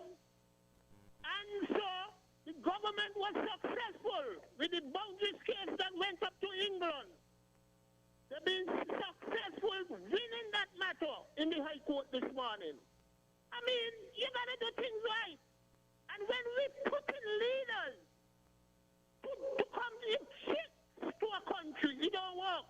It don't work. So, I say that to say this, Mr. Cornelius, I want to send some congratulations to Hamilton Smith, wherever they be around the world, and Mr. Mendes for a job well done. And the government must go now and fix these boundaries, because nothing's going to work here in this country. Have a good day. Jacqueline, we love you. Right. Thank you, caller, for your contribution, and thank you so much for that update. We are still taking your calls here on 1FM 98.9. I'm your host, Devon Cornelius. And just before that caller came in, I was talking about the sports and the fact that other events are being approved. Why can't we have sports? That's my question. Why can't we have sports? Why can't we have the Inter-Premier? Why can't we have? Why can't the individual schools have their sporting events? Meanwhile, other events are being approved, and when you look at the crowds at these events, and when you look at what's happening at these events, you would get frustrated. You will definitely get frustrated, because you're like, okay, I want to have this event, I want to have that event, I want to have sports, and I'm being told because of the pandemic and because of COVID, we can't have sports, but other people are having their events. Let us take this other call. Caller, good afternoon. You are live on Voices. Well, good afternoon. It's me again. Good afternoon. I don't pay attention to the phone. I have a phone and look like it's running itself. Anyway, 2 questions to ask. Would the New Vision public be willing to accept the sports without spectators? That's 1. Would they be willing to have sports with spectators who have been vaccinated, even 1 dose? That's 2. Are they more concerned about their own entertainment than the children's welfare? Because here we go. You all had a scare the other day, By the way, the people come out of quarantine yet? Yes. They don't gone back home. Huh? They went back home already. All right, so they're out of quarantine. You see, we have cases. It's a human thing, because if my child used to run, I would want to see my child, What you have is a human natural reaction. But we have got to learn to be rational. Why we can't have sports? The children could have sports, and leave the adults at home to watch it on Facebook. So they said, wherever, but will they be satisfied? Wouldn't you have the same amount of grumbling? Because people are hard to please. And I believe that Kitchen and Nevision, we're pushing. All we're waiting for is just one outbreak. One outbreak. Who waiting for that? We as a people. You don't believe so? No, I don't believe so. I believe so. The way we carry on. Why we can't have this? Why we can't do that? Then you pick up your phone and you hear on the radio, Antigua, this country, that country, and then they're going to pick an Anguilla. Well, Anguilla could do it. But many things Anguilla have done, we have not done, Each country is responsible for the policies of its country. And all of them, the circumstances are not all the same. You know, by now I think Angola almost fully immunized. Right. Isn't that true? Yes, yes, it is. Yes. So the circumstances are not the same. In fact, they got the Pfizer from Britain. And we have people here. You didn't hear the big outcry in Angola. Oh, man, going for it, man, going for it. But in saying, oh, they're waiting. So they're waiting. Well, it happens while you're waiting that the games are due. Because they could easily say, only those who have been vaccinated come, you're going to hear next hullabaloo. We have got to make up our minds as to what we want. Now to my friend in Africa, my friend in the States, who is lobbying for Africa. That is commendable, you know, but he has got to do some lobbying for the Caribbean too. Because when you listen to what is going on in Africa, you wonder, why would anybody in the Caribbean want to go there? Now, some countries are safe, eh? Even, I don't hear the Rastaman, they want to go to Ethiopia anymore. There have been civil war there, you know. How would we fit in? It's nice to promote, oh, this Africa, that Africa. And then you put on the news, you hear so many of them fleeing Africa, going across the Mediterranean, ending up in slave market in Libya, where black people selling black people, the Muslim and the Arabs, them. Do you know that? Right. They're going to seek asylum there, and they are traded on the market. If they can't pay the bail money or whatever, they're selling them. So the cycle continues, Africans selling Africans. Right. Why should we, I want him to answer, why should we leave the Caribbean and go? We're not saying that here is Eden, not the Garden of Eden, you know. But I am still to get an answer as to which country in Africa it is safe, our countries. Because all of us can populate Ghana. We cannot populate, all of us can run to Ghana. Africa has 54 countries. I admire his advocacy, but I don't hear him advocating for down here. Which African country is thinking for us? We are the ones reaching out to them, if you notice, you know. We are the ones reaching out to the OAU, Barbados, Jamaica, our own foreign minister. We are reaching out. Are they reaching out to us? Right. If I may, Miss Henry, respond to your questions earlier about the sports without spectators, yes, and sports with spectators who are vaccinated. First, let me say there are events that are being held on a weekly basis where you have attendees who are not vaccinated. I don't even want to name events or start to call names, but there are events that are being held, and the attendees, to my knowledge, they are there is no stipulation or no policy or whatever in place to say, well, in order for you to attend this event, you must be vaccinated. And so why is that question coming now for you to have sports? My other thing is, in my opinion, you can't have a good sporting event without spectators. That is my opinion. And others may have a different opinion. But I think what really bring about the hype and the energy and the vibe at sporting events is when you have spectators. Of course, it cannot be or may not be the usual numbers we are accustomed to have, you know, because we're in COVID now. Hold on, because we're in COVID now. But sports without spectators, my opinion, I don't think that makes much sense. And sports with spectators who have been vaccinated is a bit of an unfair thing to say, because if we're going to say that, then we need to say that all events going forward, the attendees must be vaccinated.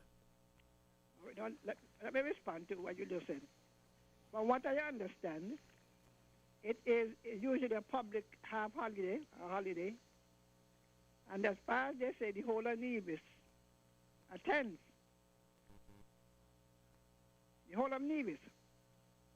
Now, I think right now it is, because even the football going on without it. Because when they say 150 come in, they're letting 1,000. If they set the number at the 150, how do you redistribute that number across the schools? That is not possible. Eh? I don't think that is possible. You can't. 150, you say? Yeah. Would the 150 include the students? No. No, neither the students nor the officials.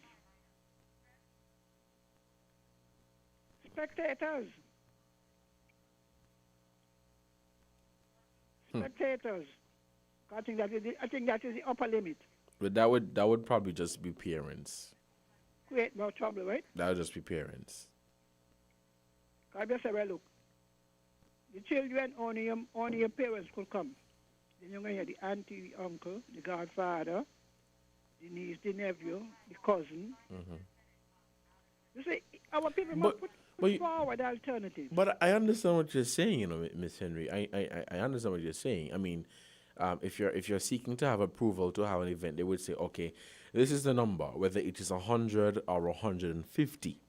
The thing is, there have been instances where people would get approval to host a particular event, and the number would say 150, and then you see 500 people there. That's what I mean. That's why you see that shutting down some and refusing some people. Because when they had the finals, people were in shock. Because they were even allowed 250. They were told when they said 150 for the people, they said 250. And there's a people, I can't see, but for those who said he had in about 1,000 people, through that now they had to be, a lot of football going on without spectators. Yeah, Are you aware of it? Yeah, I am aware. And it is that our people give a word and don't keep a word, and what they're doing, exposing other people. But you see, So the why thing you is, may not? even though I understand what you're saying, though, okay, you're having football without the spectators because they, exceeded the numbers that they were allowed to have. Miss Henry, there are other events that are being held, and they are exceeding the numbers, and nobody's saying nothing. Well, the police in Nevis are whatever is responsible. Whether it's Nevis or St. Kitts, they ain't saying nothing. Every minute in St. Kitts, how they get shut down and they're grumbling all on the radio. The promoters now are now saying, look, we're selling so much a ticket. After that, you can't come in. Is the enforcement, That's the problem right there. Yeah, because even the one with the football, if you buy the gate, 100 and 250 already in, shut the gate. Who out? The borders. Who out still. So anyway, you see, sometimes we bring these things upon ourselves, to be honest. Because they said tomorrow, they said we plan to have the games with the school children. And only the parents could come. You still have the same amount of commotion on Facebook and wherever do you know that? Right. You can't please people. Somebody has got to make a decision and stand, and the consequences are these. That's all I have to say. Right, So thank you. I'm sorry about it because I used to go up there, the stadium. It's very, the atmosphere, inter-primary, even school sports I used to go to. But our people are very rebellious. We are very rebellious and stubborn. And nobody's supposed to tell us nothing.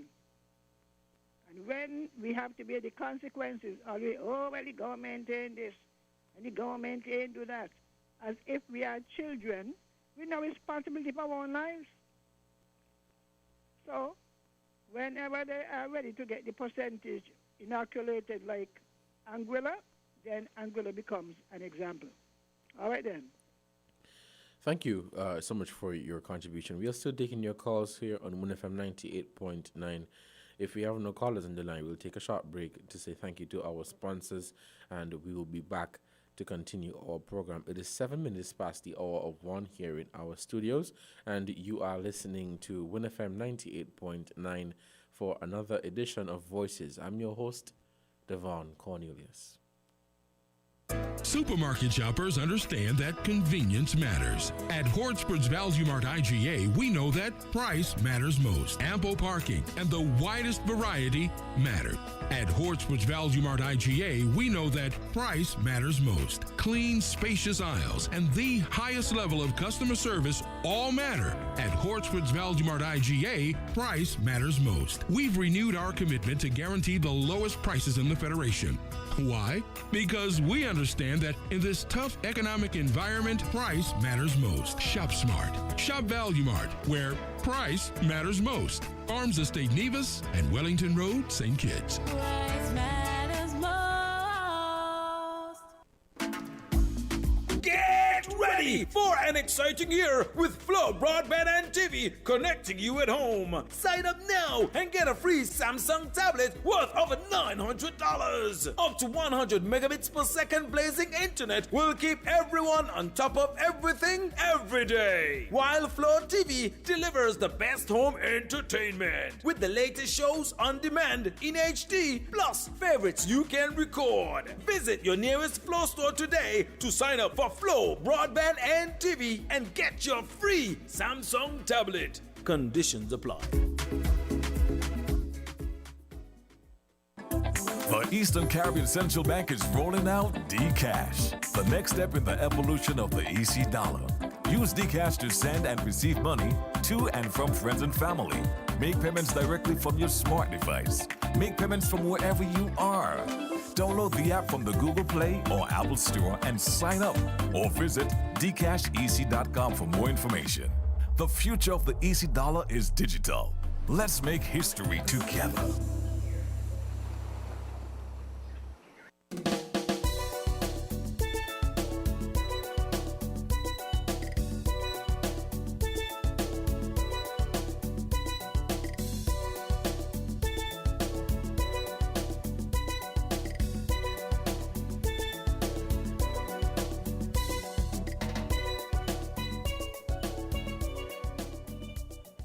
Good afternoon and welcome back to Voices. We have a caller on the line.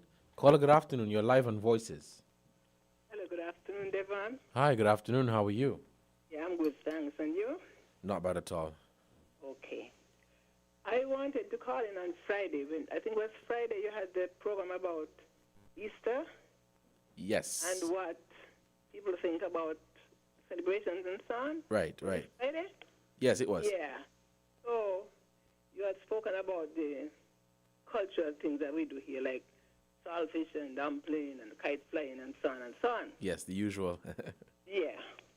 But I was a little bit disappointed that you didn't say anything about like the real meaning of Easter, how it came about, because, you know, we are Christian. We're supposed to be a Christian society here. And Easter is really, it's to celebrate commemorate Christ's sacrifice for us. So I really was looking out to hear you say something about Easter and the real meaning. But I know what it stands for, but I Googled it, and it said Easter is the most important and oldest festival of the Christian church, celebrating the resurrection of Christ, and is held in the Western Church between 21st March and 25th April. I also went to the Merriam-Webster dictionary, and it says it's a feast that commemorates Christ's resurrection. Right. The weekend is between Good Friday and Easter Monday. So I thought that you should have really said something about that, because, I mean, I know you go to church.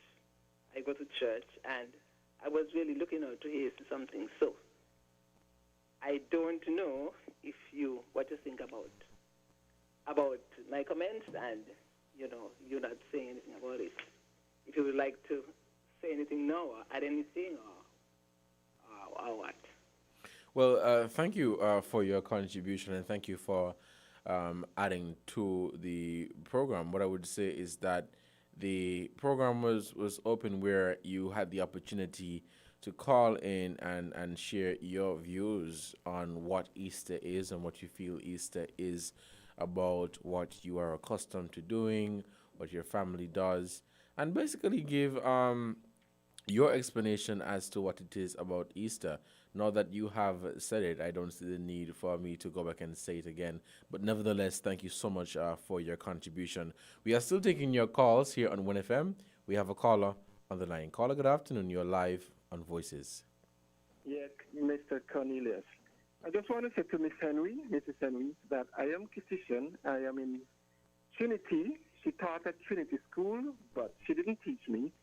But I met her some years back at the market. Now, Miss Henry asks, what are we doing here in the Caribbean? My answer to that would be, our people have gone to America, to Europe. There are African Americans in America and in Europe who are considered the Africans who are in the diaspora. After 1884, what the colonizers did, bringing our people from Africa to the Americas, to Europe and the Caribbean, we are the ones in the diaspora who are supposed to be building Africa today. The minerals that are in Africa, the colonizers colonized our ancestors, colonized Africa, and Africa remained under their thumb. Now, Miss Henry asks, what can be done in the Caribbean? If Africa wasn't colonized, we wouldn't have gone to the Americas and to Europe, because the minerals that are in Africa, the world needed, and then we would have been African, because we know that the world needs the minerals that are in Africa. So I said that to say, had they not colonized Africa, we probably wouldn't have wanted to go to America, we wouldn't want to go to Europe, but we would want to rekindle our birthright on the continent of Africa. So you see, now, since Miss Henry asked that question to me, I told Miss Henry, if you're listening, I understand that you say you can't see, but get someone to type in for you on YouTube, underdevelopment in Africa, what's the real story? And Wednesday when you come back, Mr. Cornelius, I'm hoping that you can give me some feedback as to your thoughts after you listen to that clip. And Miss Henry, I want you to chime in on it as well, because we need to wake up. This is our time now. There's a scramble for Africa more than ever before, and the Chinese are doing a brilliant job. And Miss Henry mentioned about Ghana. Yes, a whole lot of people from the diaspora in America went to Ghana. Stevie Wonder is now relocating back into Ghana to retire. It's not just Ghana alone. Tanzania speak English, along as Swahili or whatever that language is. So you see, things are happening, but we are not aware of it, Mr. Cornelius, because we accept what we see. Even here in St. Kitts, look at what the Chinese are doing. The depot has closed. A Chinese man opened a store in a residential village and closed down a local store. And they're doing this globally. I said to you that a black man cannot go into China and open a store there because the Chinese are not going to patronize his business. So you see how deep this is? We have to take a look at ourselves. This is our future. And all the West, the Europeans, the Americans, they know that Africa is the future. But the question we need to ask ourselves, the future for whom? Chinese are insulting Africans on the continent of Africa today. Now, isn't that something to be concerned about? I'll wait to hear from you on Wednesday, Mr. Cornelius. Okay? Right. Thank you, caller, so much for your contribution. We are still taking your calls here on Voices. We'll take just 2 more calls, and then we will hear from my colleague over there in St. Vincent and the Grenadines with his view and for him to share his experience with COVID-19 in St. Vincent and the Grenadines, and of course with the volcano. Let us take this call. Caller, good afternoon. You are live on Voices. Good afternoon. Good afternoon. How are you? I'm doing good, and you? Not bad at all. Nice to know. Look. Hello? Hello? Yes, I'm listening. Yeah, let me just add to what your last caller said. And I'm going to be as very brief. He talked about the Africa and the future of Africa, and for whom? Well, I'm going to add this. Not only Africa, we have to consider the Caribbean. I saw in a magazine one time, in the distant, let me say immediate past, I think that was the centerfold of the book, The Future of the Caribbean, the face of the future of the Caribbean. And it has two individuals. Well, the camera took the shot from the back, but of course you can make out who they are. One of the persons is a full-fledged Caucasian, and the other is mixed. I looked on that page and the area that it depicts really, because one of the islands here in the Caribbean, and I tired look for a face that looks like ours. I have not seen any, but the caption is the face of the future of the Caribbean, or the future of the Caribbean. Well, I always say that my head ain't good, really. My own is just to talk. I just talk. Nobody has to take me seriously. That is not my intention. You know what I mean? But as they say, if you want to hide something, put it in a book. But as the Bible says, the God of this world has blinded the minds and the eyes of his people, that they see and they perceive not. They read, yet they don't understand. Have a blessed day. Right. Thank you, caller, so much for your input. Let us have this clip now from Odion Hillocks. He is a teacher in St. Vincent and the Grenadines, and he will share his experience with COVID-19. And, of course, being in St. Vincent and the Grenadines, he will speak about the volcano. Turn up your volume, stay tuned, and listen attentively. Good morning, everyone. Odion Hillocks here from St. Vincent and the Grenadines. As it relates to COVID currently in the country, we had quite a spike right after the Christmas holidays, where we had up to, I think, in some cases, we had up to 800 plus active cases at one point in time, going in January, going into February. But now we are slowly declining from that spike. We are currently at 130 active cases. So a majority of the cases have been recovered. And that's with relations to the COVID right now. For the most part, we are currently trying to get persons vaccinated. We have some 40,000 vaccines that have been donated / bought.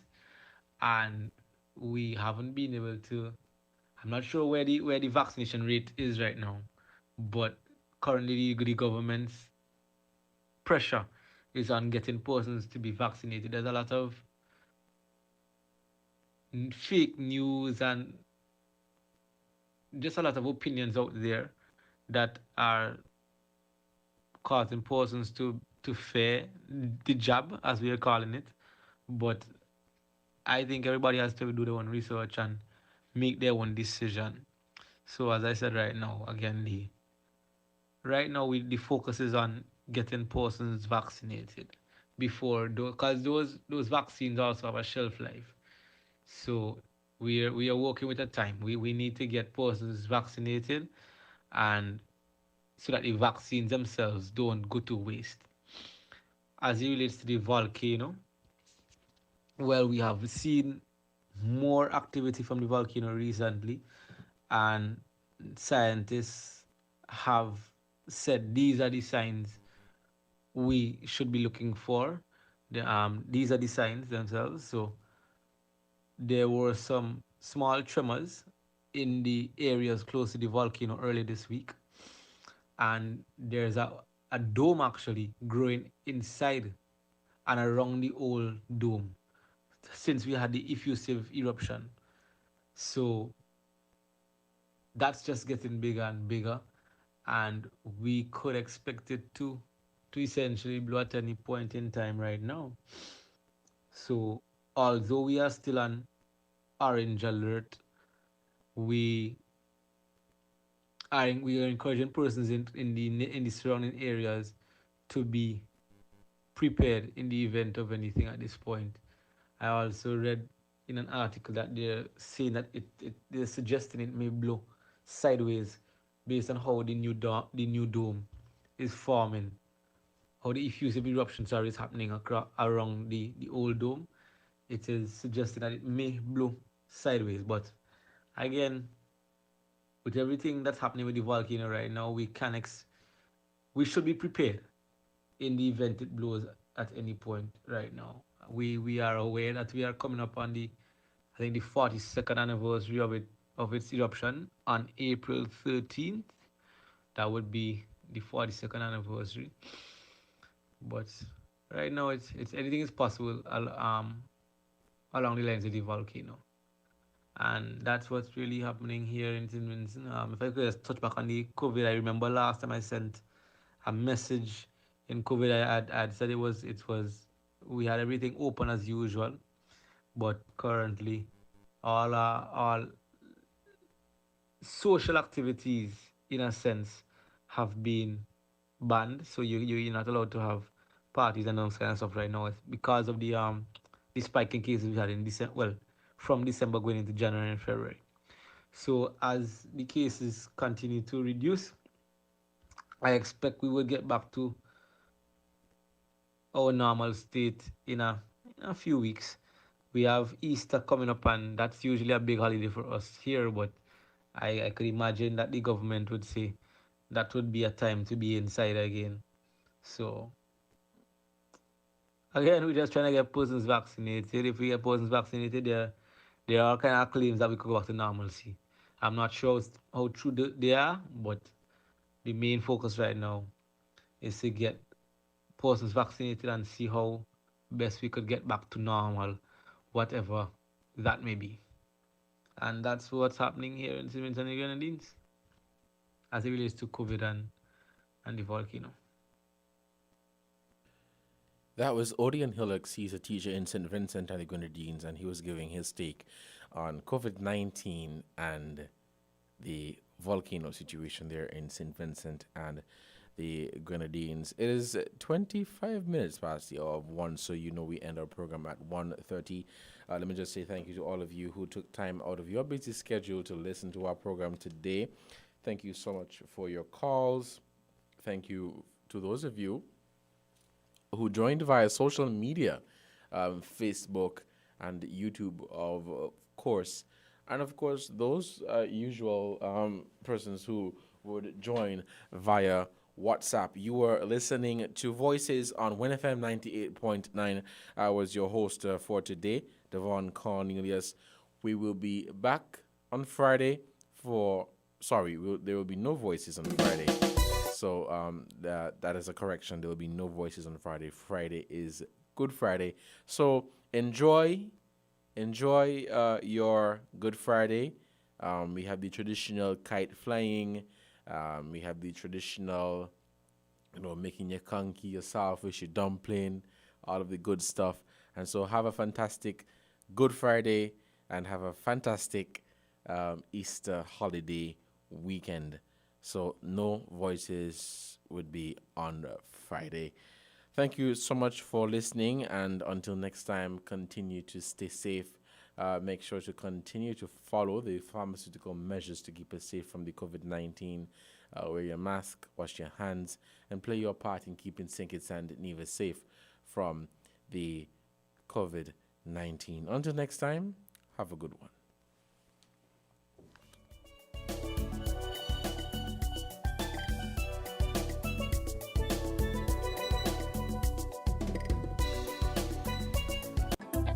But Eastern Caribbean Central Bank is rolling out DCash, the next step in the evolution of the EC dollar. Use DCash to send and receive money to and from friends and family. Make payments directly from your smart device. Make payments from wherever you are. Download the app from the Google Play or Apple Store and sign up, or visit dcashec.com for more information. The future of the EC dollar is digital. Let's make history together. Horse Roads Building and Nevis Centers are making lawn and garden easy. Come to Horse Roads Building and Nevis Center now and get 25% off store-wide on our entire lawn and garden department. Yes! For the months of February and March, Horse Roads Building Center and